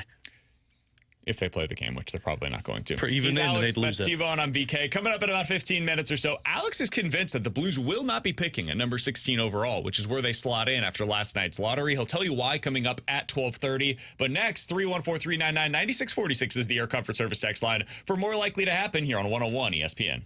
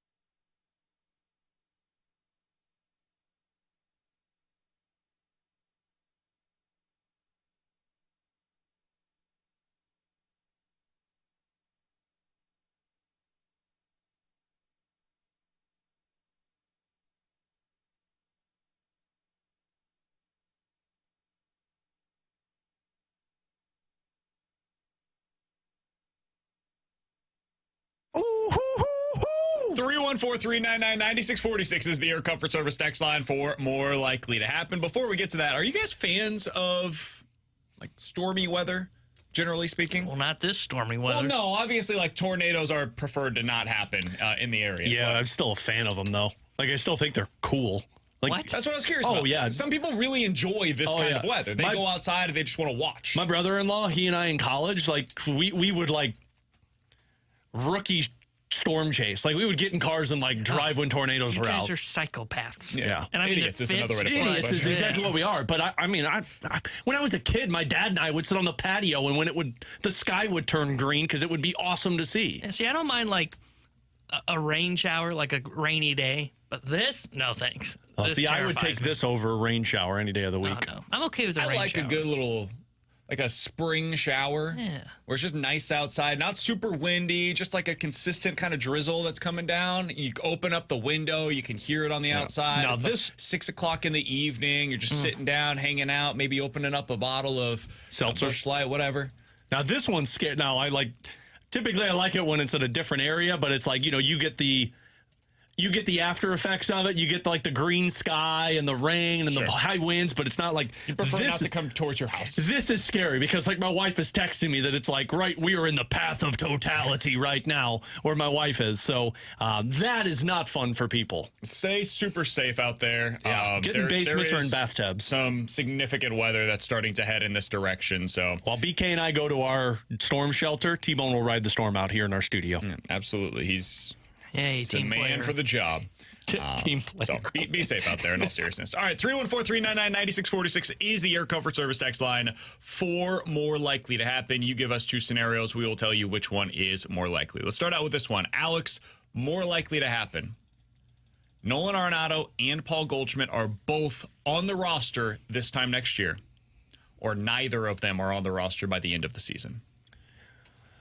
I'll say more likely that both are on the roster. I don't think you're going to be able to move on from Nolan Arenado. And to say that both are going to be off of the roster by the end of the year, it's hard for me to imagine. I think Goldie's, if this team is 10 games or more out, I think Goldie's all but gone. And I know he has to accept it, but it's going to come down to, do you want to go somewhere to win? Because that's going to be your best opportunity. Oh, maybe Arizona. Yeah, could be Arizona. So I know they have a first baseman, but you could put him at DH. You could find ways to get him into your lineup. Hell, he might even just be a guy that you bring off the bench, and at that point, you hope he hits against lefty. And I got to be honest, Seattle would probably be drooling over the opportunity to trade for him for how bad their offense is. But I would say it's more likely that both are here because I don't think Arenado's going to be gone. From Texas, maybe you go down there. Houston, they could use some help at first base. Did you I say know they're terrible, but end of the year or beginning of next year? More likely that they're both gone by the end of this year, or they're both back at this point next year. I would say more likely both are gone by the end of this year because I see no scenario in which Goldie is here next year. None. Like, they can't re-sign him. I'm doubting his trade value. An What if he organization signs a should... 1-year, $10 million deal and they feel that they don't have another internal replacement for No, him they're at lying. first? They're lying. Burleson is a first baseman. Burley should be the Cardinals' first baseman next Willson Contreras might be your first baseman next year. There's no way Goldie's here next year. And even though I'm skeptical of his trade value, and I think a front office at this point, if things continue in this trajectory, should be crushed if they traded for Paul Goldschmidt. You could move on from Arenado. Somebody would still say that Arenado, they can fix Arenado's swing. They can try and figure it out. He's not as old as Paul Goldschmidt. I think it's definitely more likely that both of them are gone by the end of the year than it is that both are back next year. I would say both gone by the end of the year, but I think it's really close. I think it's really close because of what Alex said. The Arenado contract is a significant thing to move. And he's only going to one other team. I can't see him going anywhere other than LA. Yeah, and you want to maximize your return on that? If you're the Dodgers, I think it might be worthwhile though. Like, there's a scenario in which it actually does make sense for the Dodgers. They don't like Muncy at third. Yeah, well, they can coach him at second, and they can coach offense. Get out of this Gavin Lux experiment that they've got going on right now, and now you've got a lineup that 1 through 9 is outstanding. And oh, by the way, you've got Nolan Arenado playing some of the best defense at third base, even though his bat isn't playing the way that it once was. That's probably the way that you make it. And by the way, still hitting, and the Dodgers would be like, well, that'll be good while we have our other 3 sluggers. And they have 1 million pitching prospects. They have an entire contending team rotation on their injured list right now. All right, Alex, what do you got for us? More likely to happen, guys, the Blues make the playoffs next season, or Craig Berube makes it to the Stanley Cup final with his new team? Oh, more likely Berube makes it to the Stanley Cup final with his new team. What was the alternative? Blues make the playoffs next year. I don't think they're going to be a playoff team next year. I think they're going to be worse before they get better. So that's why I say that. So I would say it's more likely that Berube ends up getting to a Stanley Cup final with his new team. I would say Berube as well. I saw a tweet the other day. I think it was Darren Drager, one of the best NHL insiders in the business, who said he basically has his pick of which job he wants. Yeah. Everybody wants Berube to be their head coach, and if he gets like the Toronto job, for example, I could totally see him taking that team to the Stanley Cup if they make one big move that works out this offseason. I actually would say the Blues making the playoffs. Surprise, surprise. One, it's tough to make the Stanley Cup final, but two, there are, as much as we sit here and say teams have the pick, or he has the pick of where he wants to go, guys, the teams that are looking for coaches, with the exception of one being the Winnipeg Jets, there are massive holes on all of those rosters. Like, Berube goes to Toronto, unless they're trading for a goaltender, I don't think Berube's got that team as a cup contender. I think they're good. I don't think they're a cup contender. New Jersey also has a goaltending problem. Unless he goes to Winnipeg, which Winnipeg, I could see him turning them into a cup contender and being in the finals, I would actually say it's more likely that the Blues make the playoffs next year. Guys, more likely to happen. The Blues accelerate the retool this offseason, however you want to define that, or the Cardinals enter a rebuild this offseason. I'll say accelerate the retool, because I don't think the Blues or the Cardinals will accept a rebuild. And I also believe that one trade, whether it be at the draft or off of your roster, expedites this retool in our eyes. So I feel like everybody has different definitions of a rebuild for the Cardinals. So if they traded Sonny Gray, Lance Lynn, let's say even Miles Mikolas, who else? Kyle Gibson, Nolan Arenado, Paul Goldschmidt. So they get rid of all of their veterans, essentially. But they keep all of the young players currently in place. Do we consider that to be a rebuild? I would, yeah. Then, yeah, I think it's more likely that happens. Because I think that's a very realistic scenario. I do not think that the Cardinals will tank. I do not think that they will ship out like Brendan Donovan and Nolan Gore. I don't think that's happening. But do I think that they could get rid of most of the veterans that are currently in place? Yeah, I could totally see that by the end of the season, and certainly once we get into the offseason. Yeah, I agree with you. I think it is more likely that the Cardinals would enter that rebuild that you just described, to where you get rid of the veterans, you play all this young core, and next year it would be could be year one of a rebuild, or it could be a pivot year, what I would call, to where it is, hey, we have to figure out if this young core can actually work. So we're trading off all the assets that are older. We're going to get rid of the pressure of trying to win, and we're going to go with that young core. I don't think it would technically be year one of a rebuild. I think it would be the pivot year, which then decides if you're in a rebuild. All right, 314-399-9646 is the Air Comfort Service text line for more likely to happen. You give us two scenarios. We will tell you which one is more likely. More likely to happen, Mo resigns or DeWallet fires him? That comes from the 501. I think it's more likely that Mo will resign. I do not think that the Cardinals will officially fire John Mozeliak. Yeah. I think they have too much respect for him, and I think they would have a conversation where they come to a decision to mutually agree to part ways. That's how I think it would be phrased. I don't know that that's going to happen, but if it does, that's how I think it would take place. Yeah, I'm the same there. And I do not think that will happen in season. That would not be something that happens during the season. And the reason I don't think it would happen in season, because I think if this was the way you were going to go, and you're going to part with your Pobo, like say last year was this issue that we're talking about, where last year in 2023 they lost 91 games because the offense didn't hit, and it was a surprise.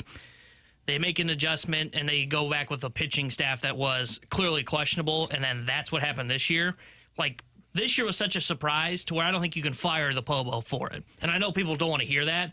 I think if you had the pitching issues that they had last year, which going into the year, everybody was like, guys, you're going to rely on a 43-year-old Adam Wainwright, Jack Flaherty, whose shoulder creaks when he throws, and I don't remember who else was in the rotation at that point last year. You're really going to run with that, and then it failed?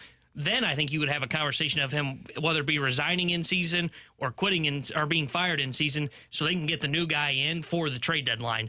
But because this is such a surprise, I don't see either situation happening, so I would say it's resigned by the end of the year. I think Mo had a good offseason, man. I agree. Looking back on it, I think they should have brought in a number 2 starter. We said that all along. But given the constraints of what was available to them and how they wanted to operate during the offseason, I mean, he nailed just about every move that he made. He fixed the pitching staff. That was his goal, is to fix the pitching staff. And the bullpen. And they did that. Yeah. And the bullpen is locked in. Yeah, they did a really good job with the things that they wanted to accomplish. Now, you left yourself short in your rotation, in my opinion. I think you still didn't have enough depth there, or the lockdown 1-2. You had to have one of the two options. They had neither. And what they didn't realize clearly is that the offense was going to be as bad as it is. And most people didn't. I didn't see this coming. So I would be a total fraud if I sat here and said, like, Mo should have seen this coming and he should have added X, Y, or Z offensively this offseason. I didn't think it was necessary. You weren't adding anything offensively that was going to make this team any better. No. I mean, you could have added, like, a Tommy Pham. Yeah, I think the one spot that they would regret, I don't know if it's really and that would have been in spring training. That was when they knew Tommy Edman was hurt. You could have gone out and signed another guy that could play in the outfield. I just personally don't feel like Tommy Pham makes that much of a difference on offense. I mean, I could pluck, I'm not even going to use Pham. I could pluck Bader from the Mets as someone that I said, like, hey, to me, center field was a need going into the season. Because I just didn't trust Tommy Edman as a center fielder with his arm. That's the thing. I felt like it was a need for defense. And I mean, you've been fine there. But, like, you could pluck Harrison Bader, who's not a great offensive piece. Guys, he would be great in center field right now because their production there is terrible. It wouldn't matter. Yeah, that's true. Right now, that's what I mean. These things that we're talking about, like, could they have helped them? Would they be a little better right now? Absolutely. No doubt about it. Whether they have Bader, Pham, whoever your favorite option was to be their fourth outfielder coming into the season. And none of that matters because Goldie and Arenado aren't hitting. And until those guys started hitting, this is what it was going to look like. So that's the truth. They didn't see this kind of a regression coming for those two guys, and until they did, they were going to be bad this year. All right, coming up in 15 minutes, we're going to be joined by Justin Faulk, Blues defenseman. Talk to him about what his reaction was when he heard the news yesterday that his previous interim head coach is now going to be the full-time head coach. Talk to Justin Faulk about that in 15 minutes, but Alex is convinced the Blues will not be selecting this year at number 16 overall, and he will explain why next year on 101 ESPN.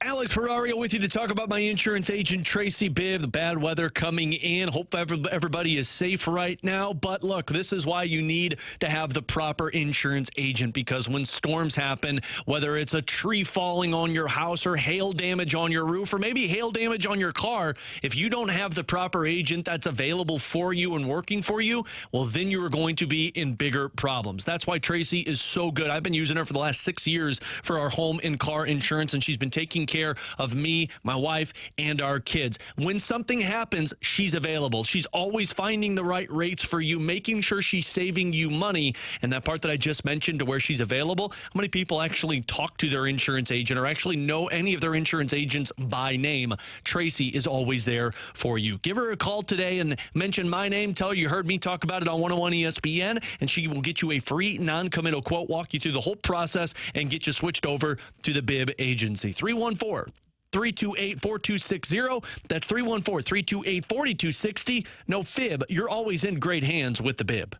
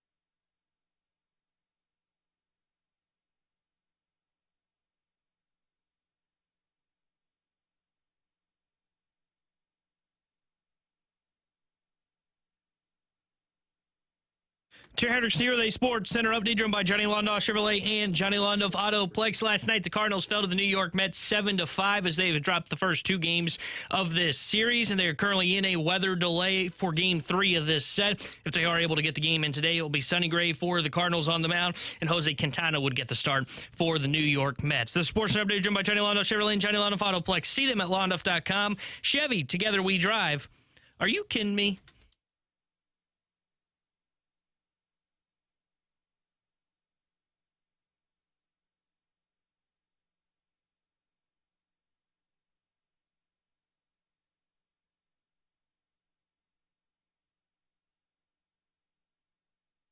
The first overall selection in the 2024 NHL Draft belongs to the San Jose Sharks. Number 2, Chicago Blackhawks. So there it is. Jubilation for Mike Greer and the San Jose Sharks. It was announced last night during the lottery that the San Jose Sharks will be selecting number 1 overall with Alex and T-Bone on BK. Unfortunately for the Blues, the ping pong balls did not drop the correct way. They did not end up with their 0.5% chance to move up in the lottery. They will indeed be selecting 16th overall.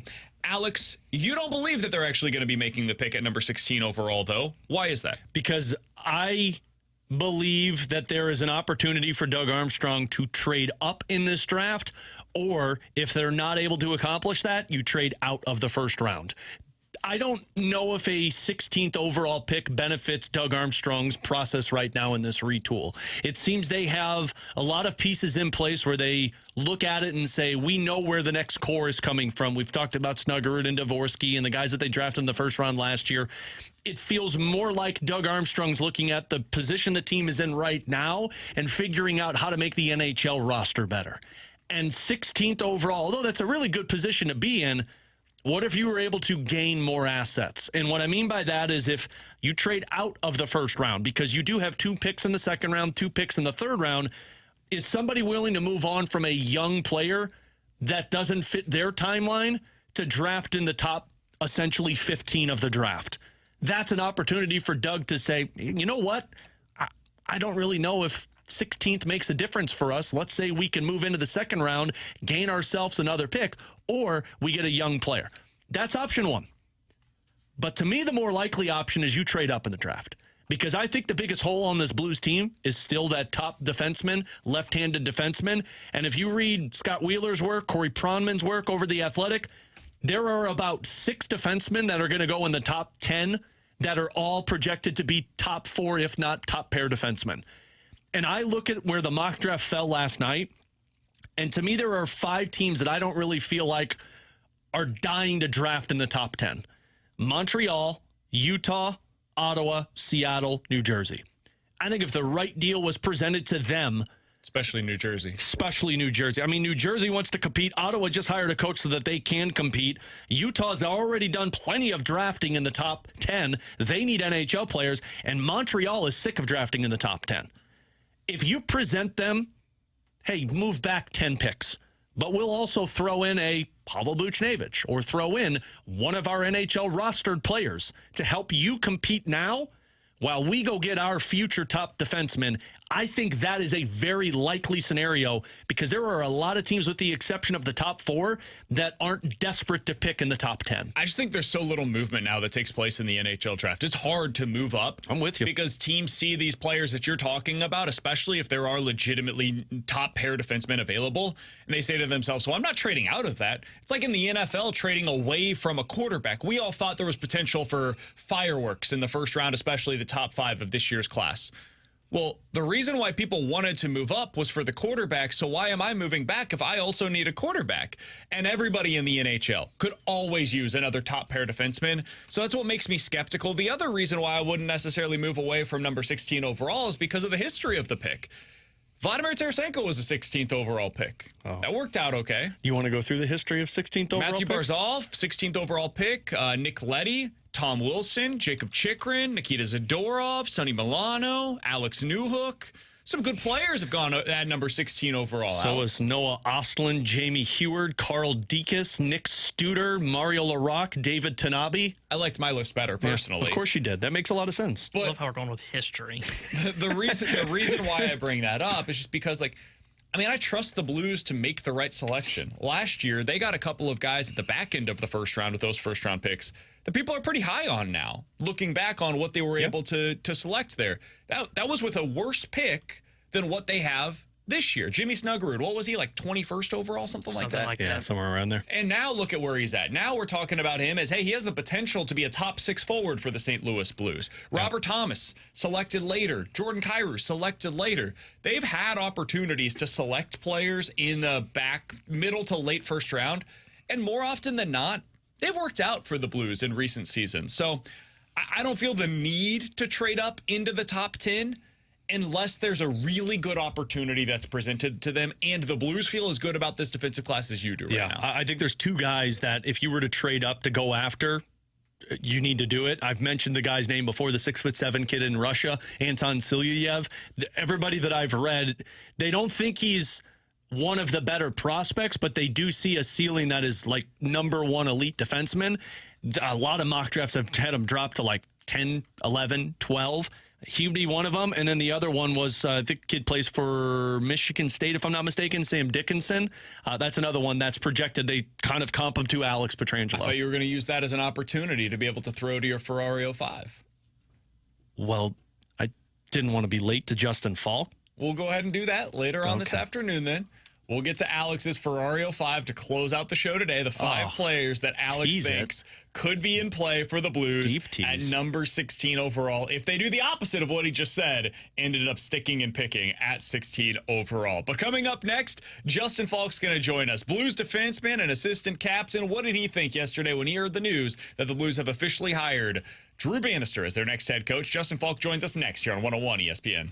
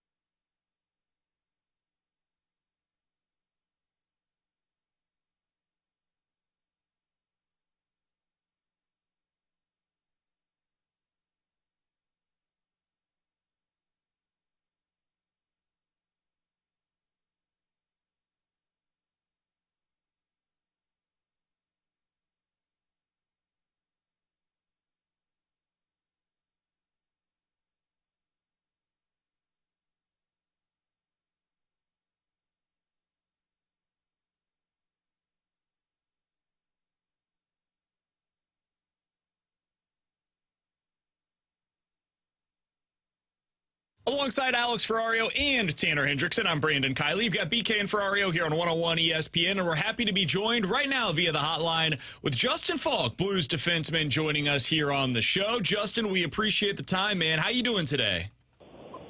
Good. How about you guys? We're doing really well. So I did want to ask you, after yesterday's news that the Blues passed along, that they will officially be hiring Drew Bannister as the next head coach here in St. Louis. What was your reaction? What did you think when you saw that he's going to be sticking around in that capacity, Justin? Yeah, it was good. You know, I think he deserved it. I think with how he handled us throughout the rest of the season there and got us to play a certain way, I think it was probably the number one option for Army and whatnot, and I don't think we were too surprised. Justin, that's never an easy thing, I would imagine, for a coach to come in the middle of the season and try and get a team that was struggling at the time back into a positive mindset. But it did seem like Drew Bannister had a pretty good relationship with that locker room. Did it feel that way from your perspective? Yeah, it did. You know, I think, like you said, it's a tough situation to come into. You know, Chief doing what he did here, the respect he had from the guys, and us being in a position where we know we let him down, and the reason coaches get fired is generally because the players don't play well enough, right? So, saying that, I think we all knew we had to kind of buy into what he was saying, give Drew a chance, and try and make his job easier. He did a good job. I think he got a good feel from the group pretty quickly, and was kind of able to kind of get us going in the right direction, have some accountability, get the guys playing together, and I think everyone could see we started winning some more games. Justin, you've played for some really good coaches in the NHL. Rod Brindamore, Craig Berube, now with Drew Bannister. What would you say are some of the things that you've noticed in your career that make a really good coach in today's game? I think first and foremost, you have to be true to yourself, right? You got a lot of guys that have played a lot of hockey, and it's they kind of see through stuff pretty quickly. So just being who you are, and that with saying that, you need to be hard on guys. You need to hold the group accountable, make sure everyone's pulling the rope together, and then that's usually a pretty good way to get guys to buy in. It's tough, but it's a good thing when it gets going, and I think everyone can feel it when it's right. Justin, that accountability factor can't be easy to hear, especially if you're a player where you're scratched from a game because Drew Bannister didn't like the performance. From a leadership perspective, how do you feel like the team responded to those accountability moments by Drew Bannister? Pretty well. It's tough to hear. No one loves being told all the time if they're doing something wrong, right? I mean, yeah, you do, but as long as you're honest, I think that's all guys really care about. And it goes back to what I was saying. Guys know when you're being true to yourself, and if you're honest with the guys and you're just straight up, they can handle it. We're all big boys and grown men in there that have been around a while and haven't always had things perfect in our careers. So guys are all right with it. I think as long as you're doing it and you're holding the whole group accountable, guys will buy in and are, they'll live with it. Guys will be upset. No one likes to get scratched or have to miss playing time, but you learn and you grow, and that's how you become a better player and teammate. From a defensive perspective, Justin, like when Drew Bannister took over, the whole season, it felt like defensively the team was much better than where they were the year prior. But Drew Bannister seemed to tighten things up even more. Schematically for you, did it feel that way when he took over? I think schematically we just it was much of the same, to be honest with you. Mike Weber had been doing a pretty good job with us, I think. He was kind of in charge there of the D side for a while, and then he pretty much stayed there. But I think, if anything, we just simplified some stuff, tried to make it easier, less information, because Drew had a lot to go through at the beginning, right? He had to,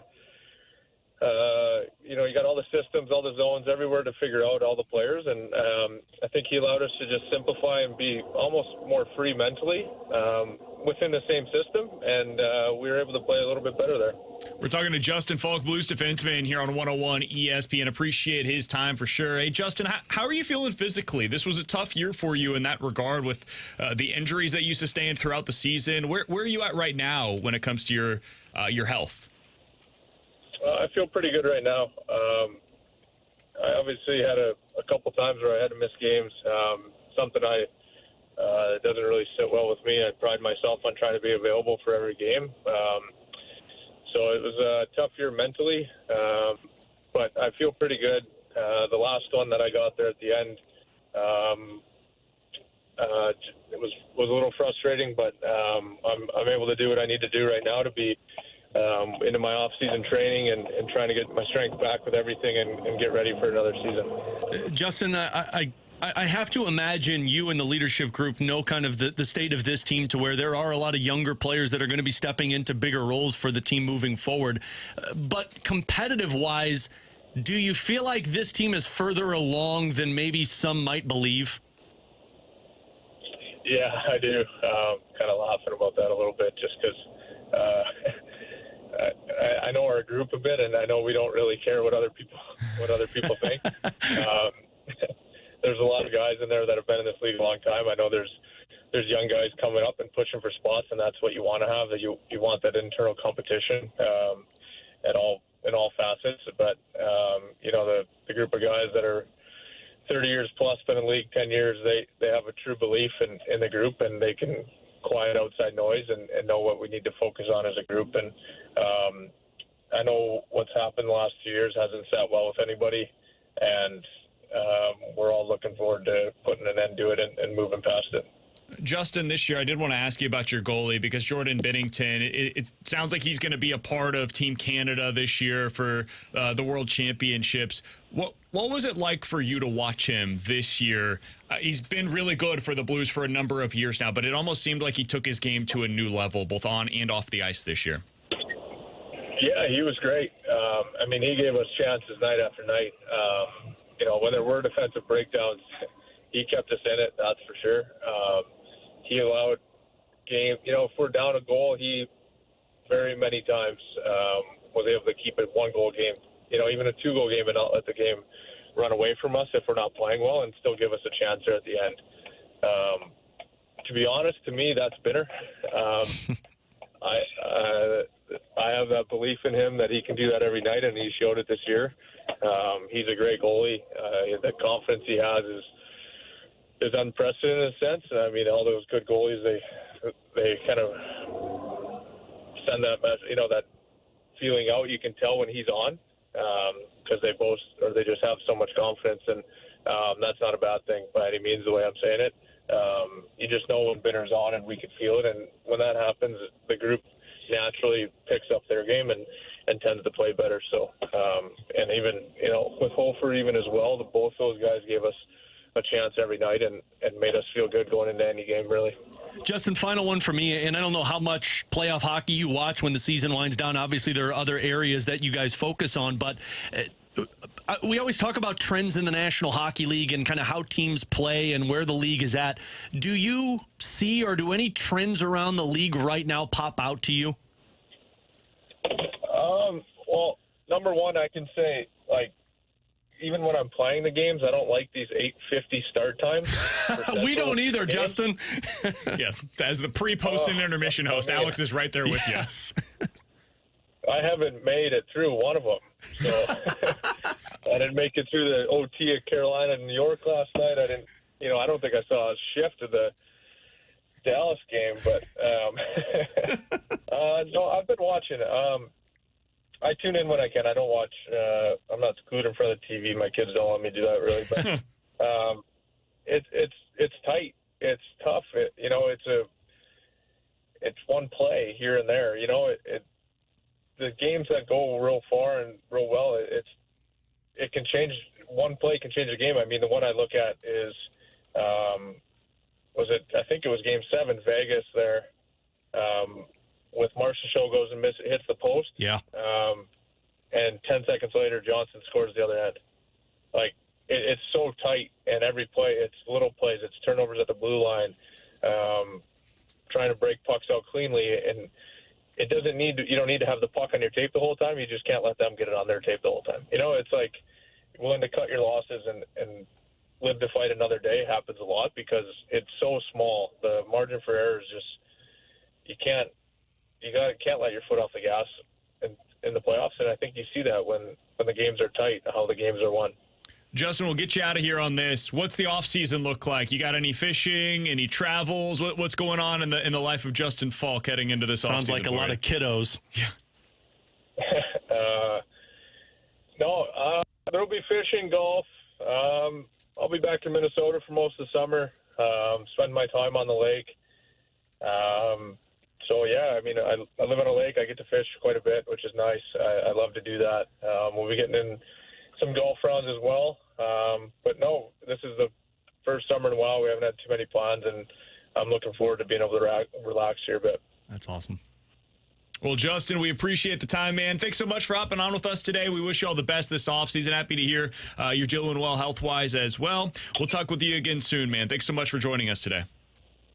All right, thanks, guys. Have a good one. Thanks, Justin. Justin Faulk, Blues defenseman, joining us here on BK and Ferrario. Appreciate his time as always. Alex, you gave a little smirk when you heard Justin Faulk say that they basically did the same stuff. Like Drew Bannister schematically, basically same things that they were running with Craig Berube. It was just about the execution. Yeah. That changed a lot for them. And that's just for me, and it's what we talked about yesterday and why, like, look, I'm not down on the Drew Bannister hiring. I think of what was available to you, that was the best decision out there. And now you get a full offseason. You get a full training camp where he's working with these players from what he wants to see. But the reason that I was optimistic that, maybe you go that next step up of a David Carl or a Jim Montgomery is because it's a different type of system to work with these players. And just from Berube to Bannister, it stayed the same. Now, to Justin Faulk's point, maybe that can shift because it's on the players to figure it out. It's not on the coach to figure that out. Systematically, a lot of teams play the same way. But when I talked to Drew Bannister 2 years ago when he was in the minor leagues for one of our pre- and post-game hosts, I asked him, systematically, how are you or who are you? And he said, I'm a lot like Craig Berube. He said that when he was with us at the end of the season. And now we've heard two different people that say, yeah, systematically you are very similar to Craig Berube. But here's the thing.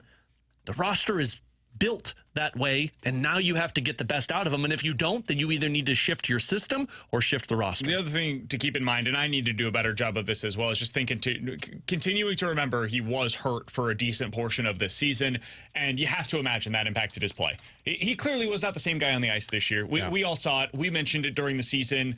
He talked about it during the season. He didn't play the way that he wanted to.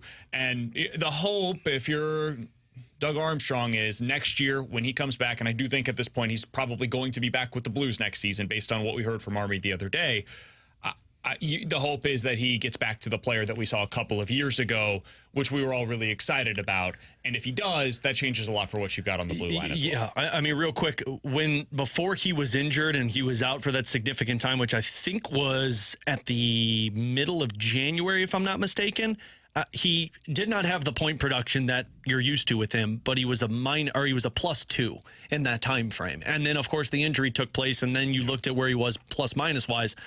Sometimes injury does dictate a lot of this, and you have to hope that it's the other side. Coming up next, we're going to talk about why catchers are moving so far forward right now in Major League Baseball. Anthony Recker played the position in Major League Baseball. He's now on MLB Network. He's going to join us coming up next to explain why catchers are moving up and if it's worth it. We'll talk to him about it next year on 101 ESPN.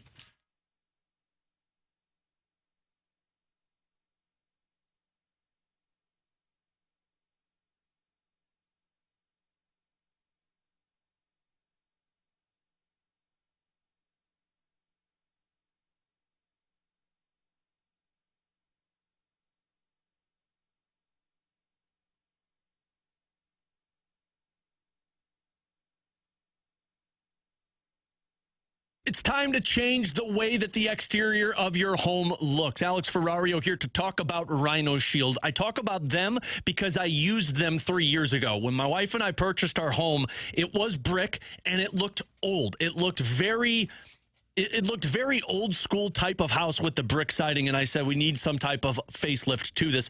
I was going to paint it myself, just buy the paint from the hardware store, and I'm so glad that I didn't, because I talked to Darren. They don't use just generic paint. They use a type of product that cures 8 to 10 times thicker than any other paint that you're going to try and do it yourself. So what that means is you could do it yourself, but you're going to be doing it next year and the year after and the year after. Rhino Shield is backed by a 25-year transferable warranty. It's 100% waterproof. It deflects 90% of the UV rays. My neighbors come up to me all the time and ask what contractor I had do it. I said I didn't. I had Rhino Shield. So make sure you change the outlook of your home. Maybe it's your business.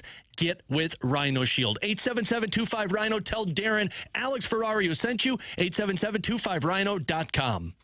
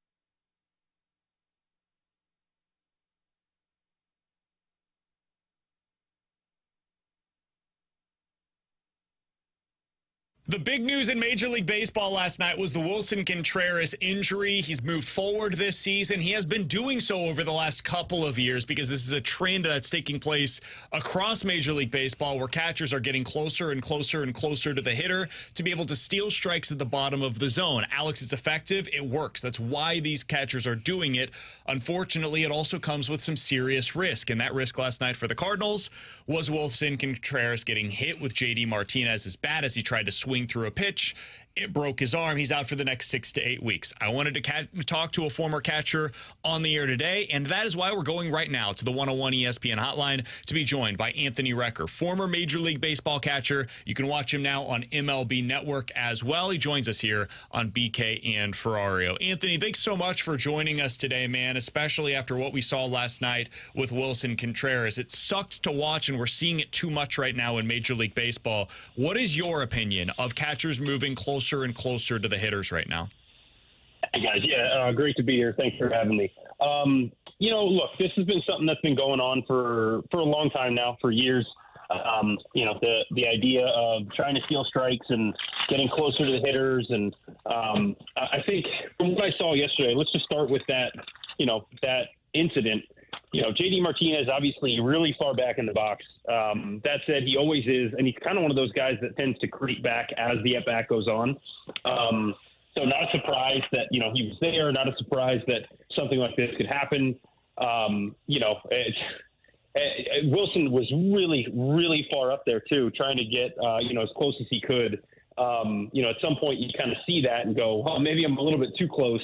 But really unfortunate because Contreras, obviously the one guy who has been producing effectively offensively for this Cardinals team.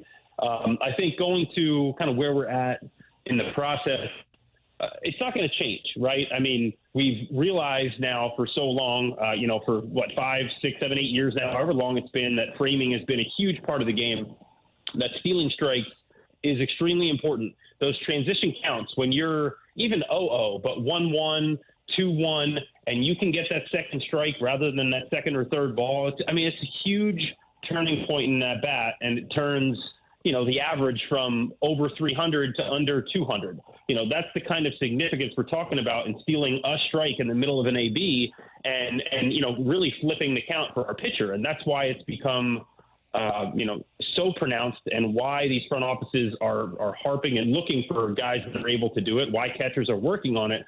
It's just unfortunate that it's not only, this scenario where you're getting hit by a bat on a catcher's interference call, but also the foul tips off the mask. You're just closer, so there's more action right there, and things are going to happen more often. It's not going anywhere, so you're just going to have to find ways to mitigate the risk, whether it's wearing some kind of protective gear. I don't know that anything would have helped yesterday and the way that Willson got hit, unfortunately, but I'm just not sure what more there is that you can do, knowing that it's not going anywhere right now. Anthony, last night after the game, Miles Mikolas said, as he was thinking about it and as he saw his catcher go down with such an injury, he was thinking maybe you could do something as Major League Baseball of putting like a line, basically like the batter's box, but for the catcher, where they cannot go in front of this area. Is that something you would be open to? Is that something that would be interesting in your mind? I think there's a place for that. There already is a catcher's box, and to be honest with you, let's just, to me, enforce making sure that the batters are staying in the box.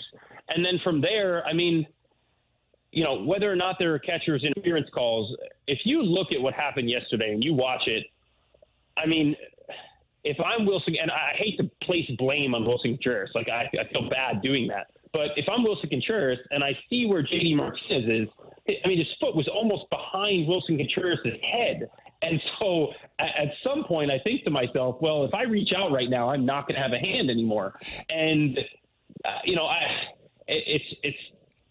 it's like I said, it's tough to say that because you never want to see a guy go down with an injury like this and then say, well, it's your own fault, because that's terrible. But at the same time, I mean, there's some level of, okay, I kind of need to back up a little bit here. I guess I just think it's an unnecessary thing. But at the same time, look, if it'll help and it'll keep things like this from happening and it'll keep our stars on the field, I don't think there's anything wrong with putting an extra line on the field. But like I said, let's enforce making sure that these batters stay in the batter's box.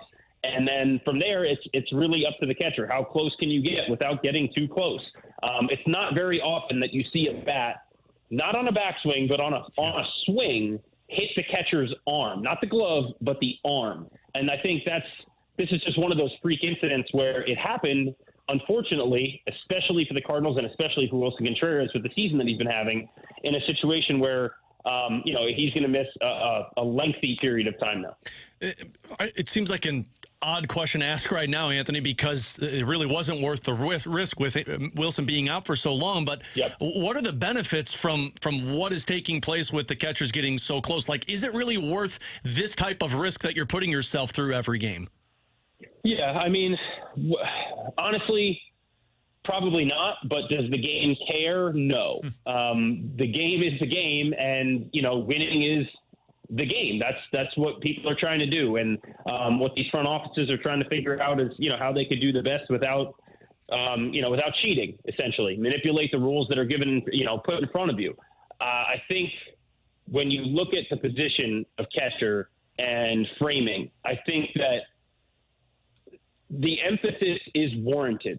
When you can take these counts and you can flip them with the stuff that pitchers have nowadays, with how dominant they are, and you put them in a positive count where they're ahead, major league hitters are hitting under 200. That's the major league average. When you get to two strikes, when you're behind in the count as a hitter, it's under 200. when you are ahead in the count in those 2-0, 3-1 counts, you're talking about, okay, now my batting average is well over 300. So you're talking about 150 points essentially as far as just getting on base, doing damage. But then if you include slugging percentage, I don't know the expected runs that are added, off the top of my head. I'm sure it wouldn't be hard to find it. That said, it's significant. So when you're talking about winning and losing games, and when it comes to you got to score more runs than your opponent, you got to hold your opponent to less runs than you score. Those are important. That's the game. And so essentially, yes, it's not going to change for that reason. It is that important for catchers to go out there and steal these strikes. But to me, it just places more emphasis on why are we even trying to do this? Why are we trying to trick people into getting an advantage in the game when we have the technology to use, whether it's an automated balls and strike system or a challenging system, whatever it is, so that tricking the umpires is not necessarily a part of the game anymore. I understand the allure of it, especially for people who have watched the game for a really long time. Again, it's the advantage has gone away. And honestly, pitchers are so dominant at this point that they don't need to get all those, some extra strikes here and there. Let's kind of reel this back a little bit and go to an automated system that, takes all this guessing work and really takes all the risk for a catcher out of the position. Anthony Recker is our guest here on 101 ESPN, former Major League catcher. Now you can see him on MLB Network. Also give him a follow on Twitter at Anthony_Recker, RECKER. Anthony, I did want to ask you, do you have a preference on that? The minor leagues right now are kind of using two different systems depending on like the day of the week, where they're either going full automatic ball strikes or it's the challenge system. I personally prefer the challenge system, but where do you lie on that? I'll be honest. I really like what I've seen out of the challenge system. It's fun. It's interesting. It's a new way to engage the fan. And it's the same technology behind what's happened in tennis. If you've watched it, like a major tennis tournament, they can bring it up almost immediately. They have the answer, boom. And the technology's to the point now where as long as Major League Baseball spends the money that it would take to spend to build the system properly, it's going to be, I don't want to call it 100% effective because nothing is, but 99.99999% accurate. Why not go to it? But I do love that challenge system. I think it just adds an extra layer of intrigue to the game. You're going to have the same systems, the same everything set up in every ballpark, but instead of telling the umpire whether it's a ball strike or calling it automatically, now it's still kind of up to the pitcher, the catcher, the hitter to, make an adjustment and see if they can, kind of effectively win a pitch back and see how that affects a game or an at-bat or even a series if it gets to the playoffs. That would be fun for me. I think that would be a really cool thing if Major League Baseball would go that route. Anthony, bigger picture here with this Cardinals team, and I'm not sure how much you've paid close attention to it, but what do you make of their struggles in the early portion of the season? Yeah. There's a lot. It's doom and gloom here, buddy. I'm sorry. Look, their record right now, they're hovering 500, which I will say, if you go and look at the statistics behind that, I would say it's almost unwarranted. I would say that they've probably played worse than that, particularly offensively. This team should be a top 10 offensive team. They have the right pieces and the right names. That said, you're getting, I would say, even underperformance from Nolan Arenado, but massive underperformance from Paul Goldschmidt, which is, look, we saw a little bit of it last year, especially down from what he put together in 2022, which was amazing. And playing with that guy in Arizona in spring training in 2018 and just seeing the work ethic and the way he goes about his business, playing against him for years before that, I wouldn't have expected it, even with, age coming, and him getting a little bit older. I would not have expected it. So for it to come as abruptly as it has so far, not to say that he can't come out of it, but his at-bats do not look good. Watching him, he just looks lost. He's chasing like I've never seen him chase before. He looks like he's overmatched and overpowered. His strikeout rate is way above the average for his career. He's always been a 20 to 25% strikeout guy. He's over 30% right now. it's really tough to watch. And then you have young guys coming up in this organization that are pretty big prospects and a lot's expected of them, whether it's the Jordan Walkers, the Mason Wins, whether it's a couple years ago with Nolan Gorman, Brendan Donovan, whoever it is, Lars Nootbaar. They haven't had the same impact that they did, 10, 15 years ago when I was coming up through the minor leagues and playing against these guys and then playing against them in the big leagues. The Cardinals were known for not just developing superior talent, but for developing really good big league talent, guys who could come up, even if they were average big leaguers. They came up, they knew how to play the game, put together good at-bats, run the bases well, play good defense. I'm not seeing that right now. I'm not seeing the well-rounded baseball players out of this organization that I did when I was playing and I was coming up. And that's concerning to me. They were known for that, and it's just seems to have gone away in some respect. And then from a pitching standpoint, you bring in some names, whether it's Lance Lynn or Kyle Gibson. Sonny Gray's been amazing. They've all been really good. Surprisingly, it's the holdovers in Miles Mikolas and Steven Metz that have been the issue as far as the starting pitching. Elsie's been great out of the back end of the bullpen. There's not much more you could ask of him. So to me, it's really about the names that were already there and a massive underperformance and an issue with when you bring up talent, it's just not clicking the way that it used to. Is that the front office? Is that the minor league system? Is that a coaching problem at the major leagues? I don't know. I'm not in that clubhouse, but there's something wrong with the system there. And they need to figure it out, and they need to figure it out fast. Anthony, real quick as a follow-up, since we're talking about the offense, you played in the league for 7 years. Yep. We always talk about hitting coaches and how much they matter. How much do hitting coaches impact players? Yeah, I mean, look, it depends. I had several who impacted me both positively and negatively. So it certainly is something where you want to have a good relationship with your hitting coach. You need to be able to trust them. You need to be able to listen to the words that they say and trust that they have the best, intentions for you, and that you can, kind of take everything that they say, funnel it in. You're not going to use everything, and they know that, and you should know that, and be able to find, what's there. I think in some respect, in some level, though, you're a Major League Baseball player. You have to be able to figure this out for yourself. If your big league hitting coach isn't doing enough for you and you're not getting enough out of him, you have players around you. You have resources. It doesn't just fall on one guy, your hitting coach. There's assistant hitting coaches. There's the video team. There's all the players around you. Whether they've seen you play with you, whether they played against you. There's so many different resources you can go to just to get little tips and nuggets and watch other people do things and learn from them and try to take what you can. Are you getting the right information from your analytics staff going into your ABs? There's a lot that goes into it. So I don't want to say it just comes down on one person, but that relationship is so huge. If you have a really solid hitting coach, it can really, really propel you from, maybe other seasons you've had in the past where you've had other hitting coaches to the best that you could possibly. You get to fulfill your potential, essentially.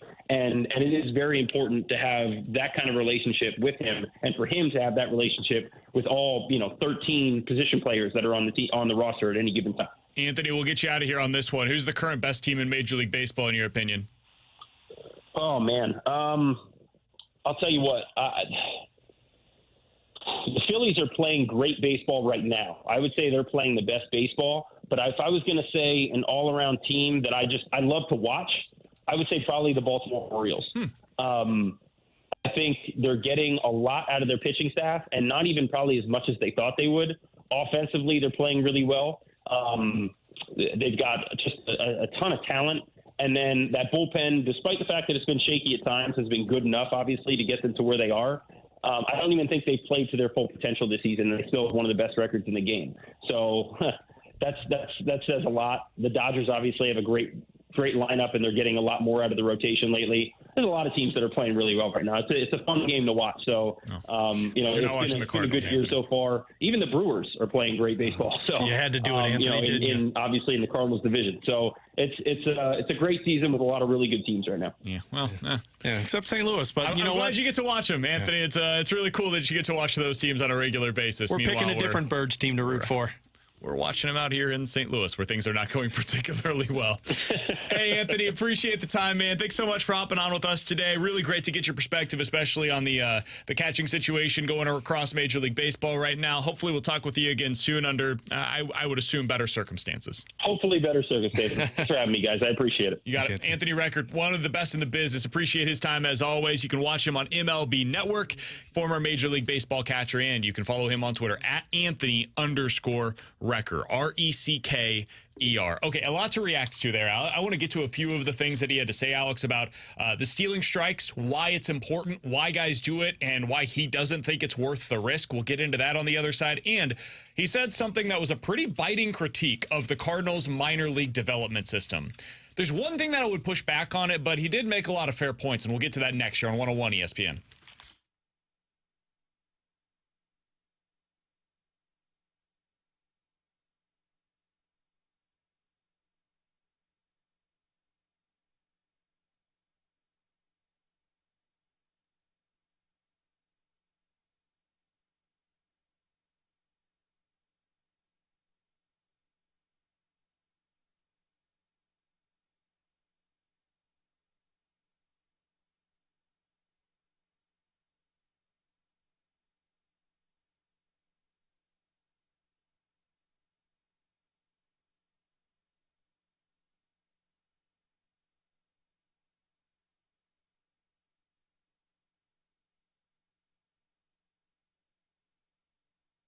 Alex, last night I couldn't do it. I couldn't bet on the Cardinals. I had to bet on the team they were playing against, which right now happens to be the New York Mets. And guess what? I won myself some money over on the Circa Sports app in the state of Illinois. You can do the same. And what they recommend you do, go ahead, shop around. Go check out FanDuel. Go check out DraftKings. Go check out all of the other sports books. What they believe is you will find your best odds are going to come on the Circa Sports app. This is the biggest sports book in Las Vegas, and now it is available at your fingertips in the state of Illinois. And look, if you listen to us, you shouldn't have been fading because we are one win away from hitting that big parlay. You need the Oilers tonight, ladies and gentlemen, and then we've been hitting a lot of NHL parlays. I know, we're on a roll these days, but guess what? Because I'm making these big parlays on the Circa Sports app, I'm bringing in more money than anywhere else because they don't limit people based off of their winnings. Everyone is getting the same limits, unlike other sports books. So if you want to throw $1 million on my parlay, do it because I'm going to nail this one. Make sure you check out the Circa Sports Illinois app. If you or someone you know may have a problem with gambling, call 1-800-GAMBLER, might be me, or text ILGAMB to 833-234.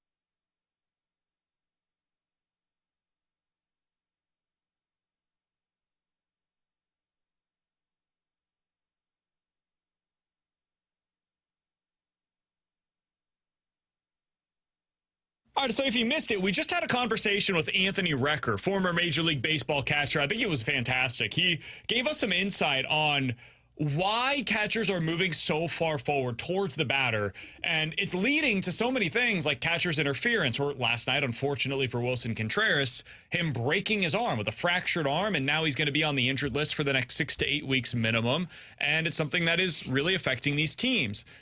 Alex, what Anthony Recker had to say and why teams are doing this, and it makes sense, honestly, is because when you get into these hitters' counts, man, teams are clobbering the baseball. We just heard about this the other day in, honestly, a negative way for the Cardinals.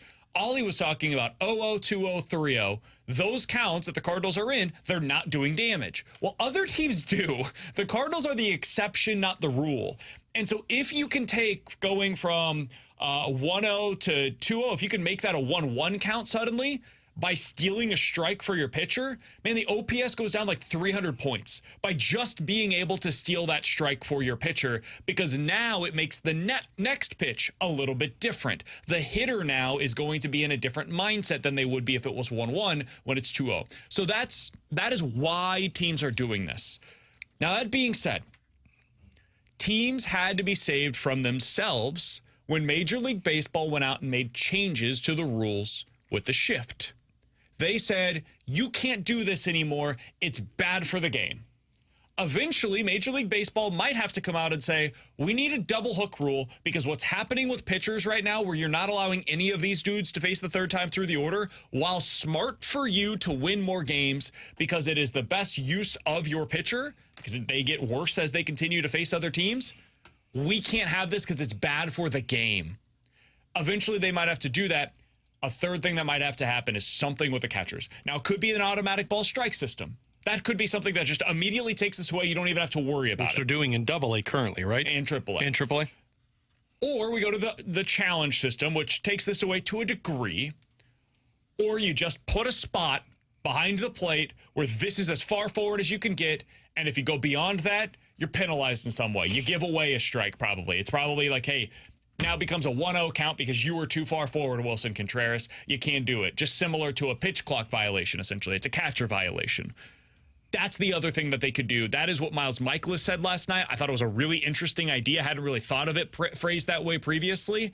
Alex, what'd you make of what Recker had to say about this and what you think Major League Baseball could do to solve this issue? Because it is not just a Cardinals issue or a Contreras issue. This is happening across Major League Baseball right now. Yeah, I think I saw somebody tweet out that basically it's happening like every 32 games. Yeah. That there's a catcher interference every 32 games. Yeah, Bernie tweeted this out earlier today, that's right. That it's like every 38 games, I believe. And as recently as 3 years ago, it was half of that. Yeah, I think you do what Recker, or you do what Miles Mikolas said in terms of you put that line out there. Recker's right. Like, I understand why it is a benefit. I'm a wimp, and I don't think I'd be putting myself into that position. But if you get the advantage, that's why you're doing this. You put the line. What I don't want to see baseball do is what you said in terms of the challenges. That seems way too much like goalie interference, where you're going to start getting into arguing back and forth if it really was for the challenge of catcher's interference. He's talking about challenge the automatic ball strike. Oh, okay. I thought you were talking challenge of the catcher interference, because I was going to say that's. I mean, catcher's interference is typically pretty obvious. Well, yeah, the catcher typically ends up hurt. Unless you're JD unless you're JD Martinez and you're just standing in the back of the batter's box. Technically, what he did was legal, by the way. Yeah. Like he's in the batter's box. Albert used to do this all the time. Now, I can have my issues with how far back he is, but what he's doing is a legal place to be. Yeah, so I think the way to do it is you draw that line. You got a spot where the batter can't step out of the box. You got a spot that the catcher can't go past. That's how you would seemingly find a way to adjust it, unless you're doing the automatic balls and strike system. Yeah. And if they do the challenge system, that's not going to solve this. Not because the challenge system, they get 3 challenges a game, and I went to a AAA game recently that had the challenge system. Guys, they don't use the challenge until like this 7th inning and beyond, because they don't want to lose one, because they're so valuable late in games. So where are you? You're right back to the framing of pitches, because the umpire's calling everything else. So the only 2 solutions are, and I prefer the challenge system. I think you either then draw the line to what we're talking about for the catchers, or you move to a full automated ball strike system, because then framing doesn't matter. You know, who cares if Willson Contreras is sitting as far back as he wants as he used to? We're not to the place, apparently, according to Major League Baseball, where this technology is effective enough to implement it on a full-time basis. So they're not going full ABS. And if it's not effective enough for full ABS, hey, yo, the challenge system is the automatic ball strike zone. So if that is not fully effective and we're challenging stuff where it's not 100% effective, well, then we just implemented a defunct system that we're saying is 100% correct all the time, even though it's not. So I don't know about that just yet until we get the technology right. So the first thing you could do, it's super easy. You put the line there. Say, do not go in front of this. Now, you can't do it in the middle of the season because we've seen this. Baseball players will revolt. They'll be very upset about this because they've been training for this specific way of catching. Do it in the offseason. In the offseason, say, hey, next year when you show up, we're going to tell you where you can stand. And we're going to tell you where you can crouch. And that's going to be as far forward as you can get. It's for your safety. We make in football, you've got to wear specific helmets that are approved. Why? Because it's for your safety. In Major League Baseball, they banned the shift, the traditional shift. Why? Because it's better for the game, man. It's better for people that are watching at home. You know what's better for people watching at home? For Willson Contreras not to be hurt right now. It's better for Cardinals fans to be able to watch that dude play. And the reason why he's not playing right now is because of this. It makes sense why the Cardinals did it. It makes sense why Willson Contreras did it. It was the quote-unquote smart thing to do. They're not the only team doing it. A bunch of teams across Major League Baseball have been doing this for a decade. The reason why we didn't realize it here in St. Louis is because Yadier Molina didn't have to do it because he's a unicorn. Willson Contreras is not that guy. Framing was a problem for him last year. He's been much better at it this year. Why? Because of this. And now it came back to haunt him. And now he's going to be out for the next 6 to 8 weeks. Yeah, the Cardinals suck. Draw the line, Major League Baseball. Just go ahead and draw that line. Coming up next, Chris Kerber, the voice of the Blues, here on 101 ESPN.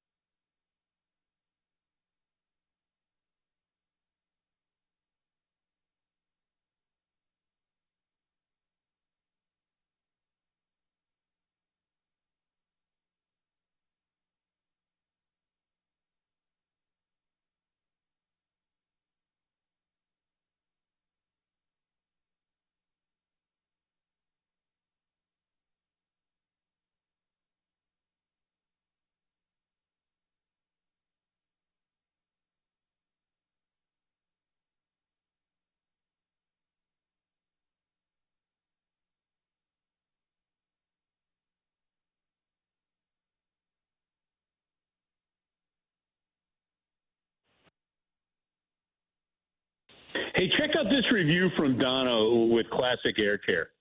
So Donna had an issue with her air conditioning unit.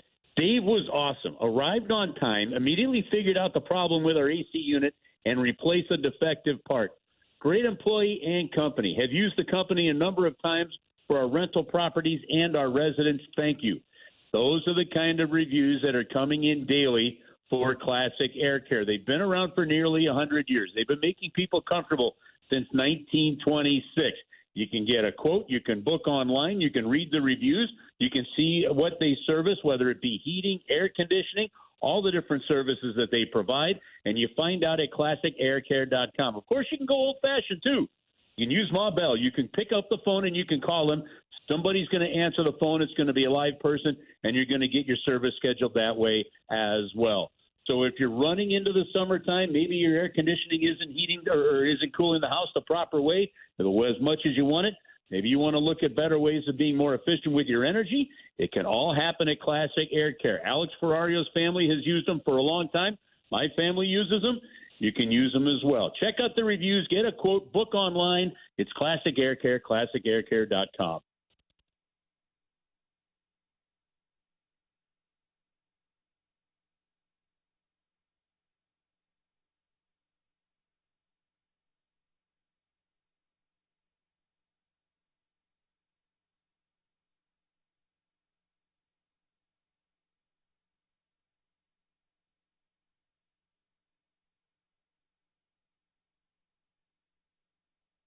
Jay Herdrick's Near Day Sports Center update brought to you by Saliga Heating and Cooling. Cardinals fell to the Mets yesterday by a final score of 7-5 in the third game of the three-game set. Supposed to be today. They're currently in a rain delay. We'll keep you updated on that throughout the day here on 101 ESPN. If they do get the game in, Sonny Gray is scheduled to start against Jose Quintana, and the Cardinals officially placed Willson Contreras on the 10-day IL with a left arm fracture earlier today and recalled catcher Pedro Pajes. This sports update is brought to you by Saliga Heating and Cooling, an independent American Standard heating and air conditioning dealer.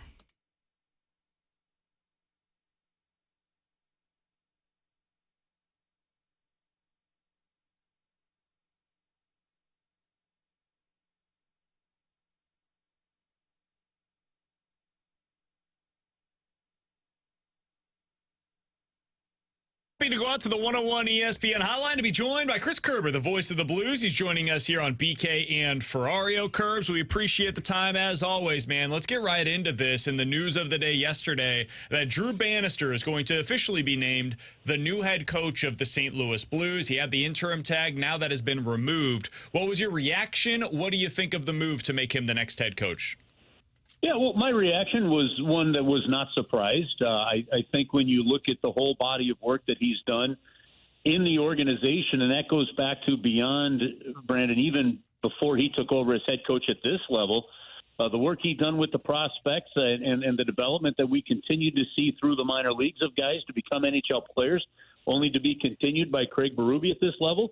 I think you've got to look at the whole body of work and go, I think he's earned the chance, and he came in. This is the one thing when you get an interim, opportunity like he did. You get an opportunity to move to the front of the line, and it's yours to do something with. Well, he did something with it. He definitely made Doug Armstrong shorten the list of candidates, and when Doug eventually continued to look at it and what his options were, he felt that the best thing moving forward was Drew Bannister, and so. I'm excited for him, and from this standpoint, I think he showed he could do it. I think he showed that he belongs in the National Hockey League, but it's been 10 years of coaching to earn that chance, and I think you got to be thrilled for anybody in that situation. Curbs, were you surprised when Doug said that the coaching staff was going to remain intact? Because typically when a coach has his hands on a team, you see them bring in some guys that they want on their staff. Well, yeah, you think that, Alex. And then the funny thing is you go back over the Blues history under Doug Armstrong. And if you think about Andy Murray brought in his guy in Ray Bennett. And that's really the last time that we've seen that. Right? I mean, and so when Andy Murray gave way and Mike Yeo had, I'm sorry, and Payne. Why am I blanking? Davis Payne jumps in. He had that staff.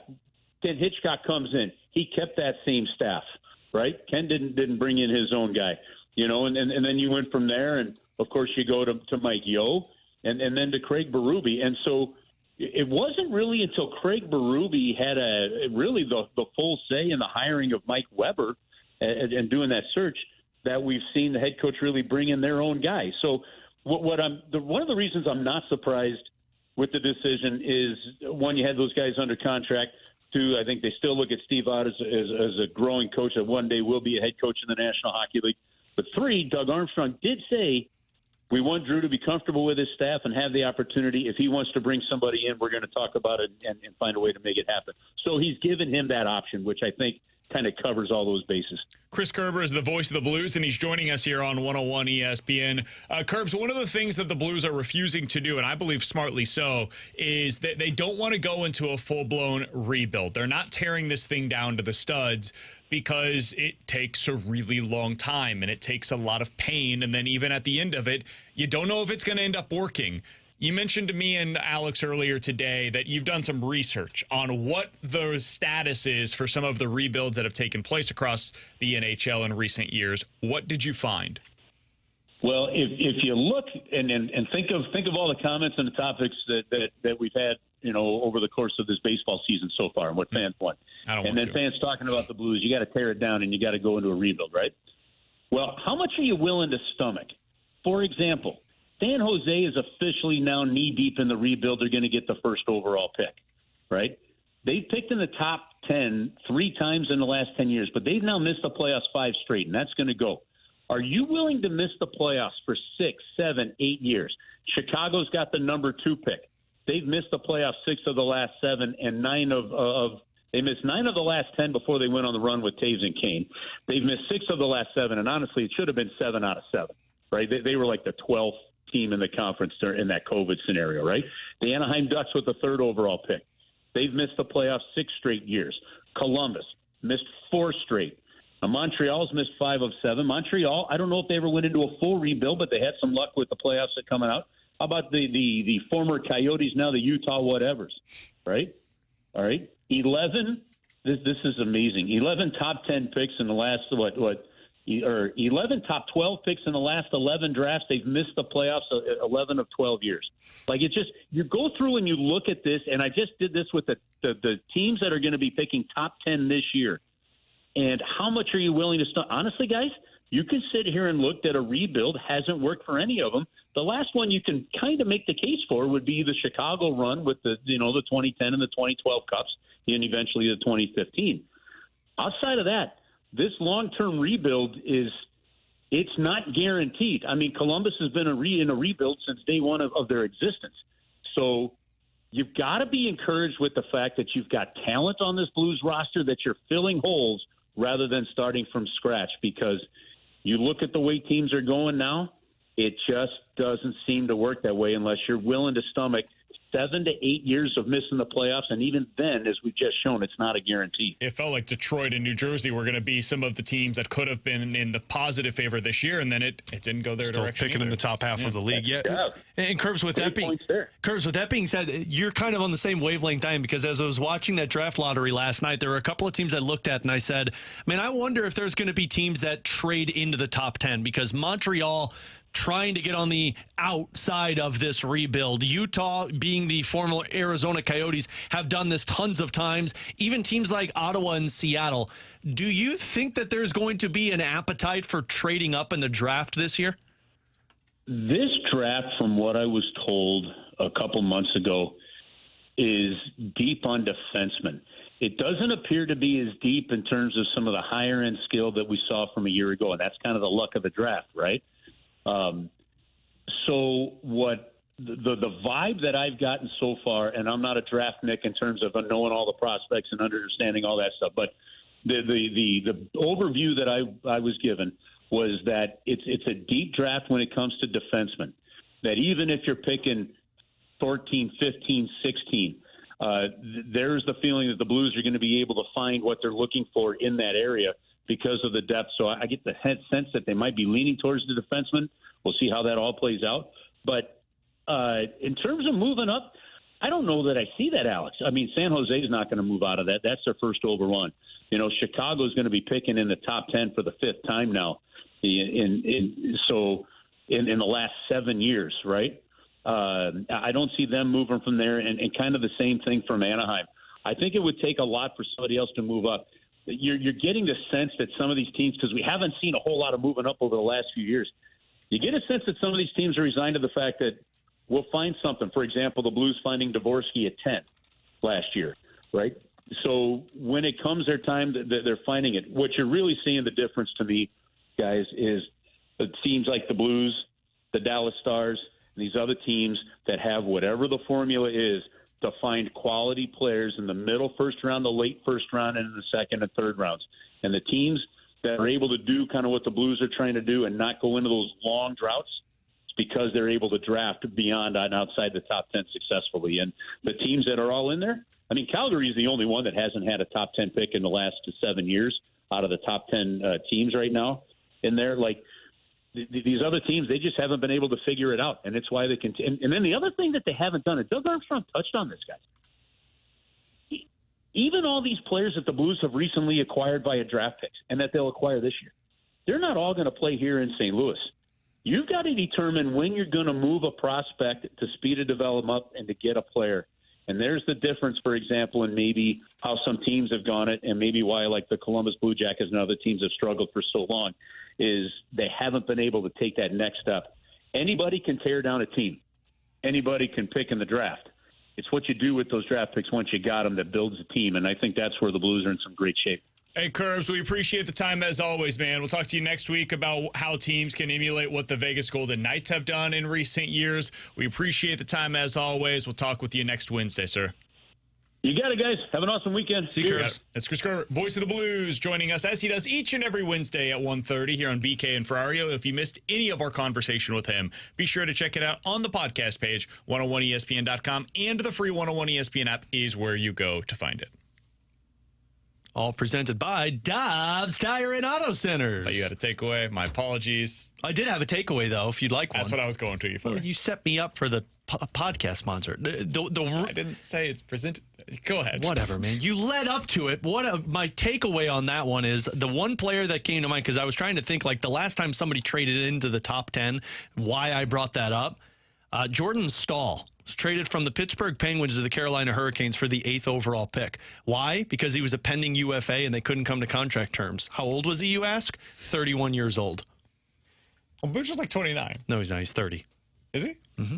Oh. That's why I don't think he's going to be here. Army's like, dude, 30, that's like 16. And get out of here. And it traded him to Carolina because Carolina was like, hey, we don't need more draft picks. And it worked. We need NHL players. Yeah, look at it. I mean, did they hit on that draft pick? No, they didn't. Oh, that's a shame. But, I mean, like. Booch is 29, by the way. He'll be 30. It's going to be 30 this offseason. So, yeah, wipe your. Just turned 29 20 days ago. No, he didn't.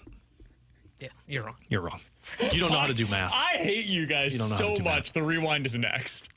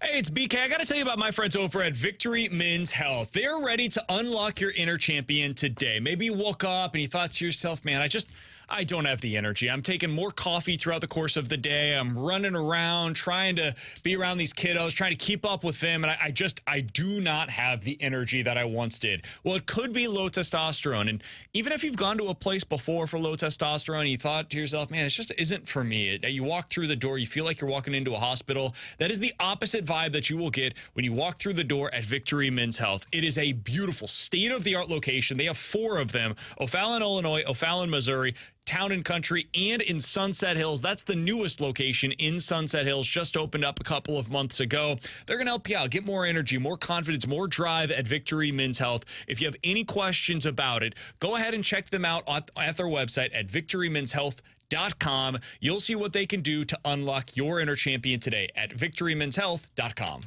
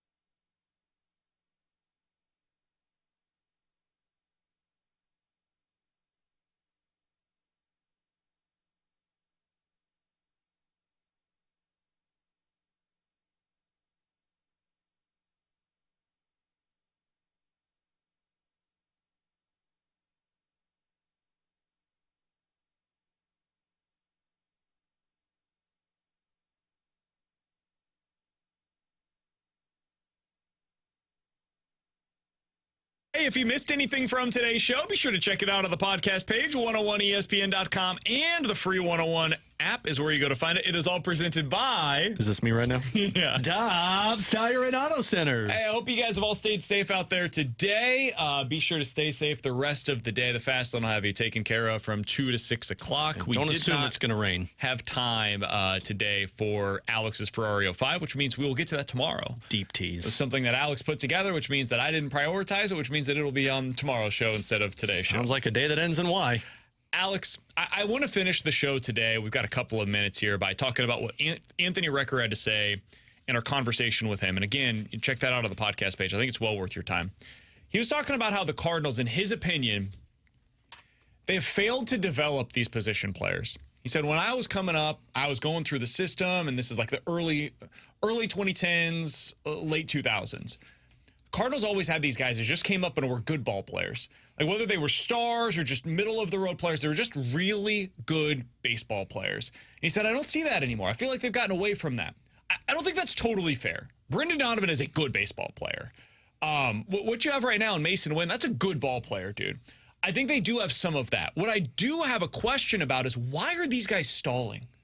Why are the Cardinals not seeming to get the best right now out of Nolan Gorman? Why has Lars Nootbaar not been able to get that next level out of his ability? Why are we seeing these guys get to the major league level, stall out, and then have to go down, then come back up, then go back down, and then they just kind of, they're just Like even the really good players that I like, they plateau. Why is that with the players that the Cardinals have? That's my bigger question as opposed to like them not producing good major leaguers. I think we see these guys get up to the big league level and they have success. Carlson did, Walker did, Gorman did. But then it either plateaus or it falls off of a cliff, and that's what I'm confused by. Feels like it's something between AA and AAA, because for a lot of these guys at AA, we're talking about, oh my God, look at how good they are. And then AAA, whether it's a short time or the development's not on the same trajectory as preparing them for the major leagues, it feels like it dies off by AAA, and then once they get to the majors, you're talking about going back down. There's somewhere in between that I don't know what is impacting this. To me, it's the majors. Why can't they take the next step at the major league level? I get it. Major League Baseball is freaking hard. I get it. But why aren't you seeing them take the next step? AAA, that's the old man's washed up league. I don't care what happens in AAA. AA, we're seeing them, as you said, with Walker. You saw it with Mason Wynn. If they need a cup of coffee in AAA, they'll get it. But they get to the major league level, and we see them stall. Dylan Carlson stalled. Maybe it was injury related. Don't know. You see it with all the other position players. Jordan Walker seems to have stalled. Nolan Gorman feels like he has stalled. I think the jury's out to decide if Donovan and Nootbaar have stalled, honestly, for the way they've developed. It's can they get them to accelerate? And I understand that growth is not always linear, but can you see signs that it's, at best case scenario, just going to flatline for a year and then maybe come back up and see that increase in their production level? Hopefully the Cardinals are able to get this game in at some point today. I really don't have any mutual off days until like August, and we know the Cardinals ain't going to look the same then that they do today. So for Alex and T-Bone, I'm BK. We'll talk to you guys tomorrow at 11 a.m. Fastlane coming up next here on 101 ESPN.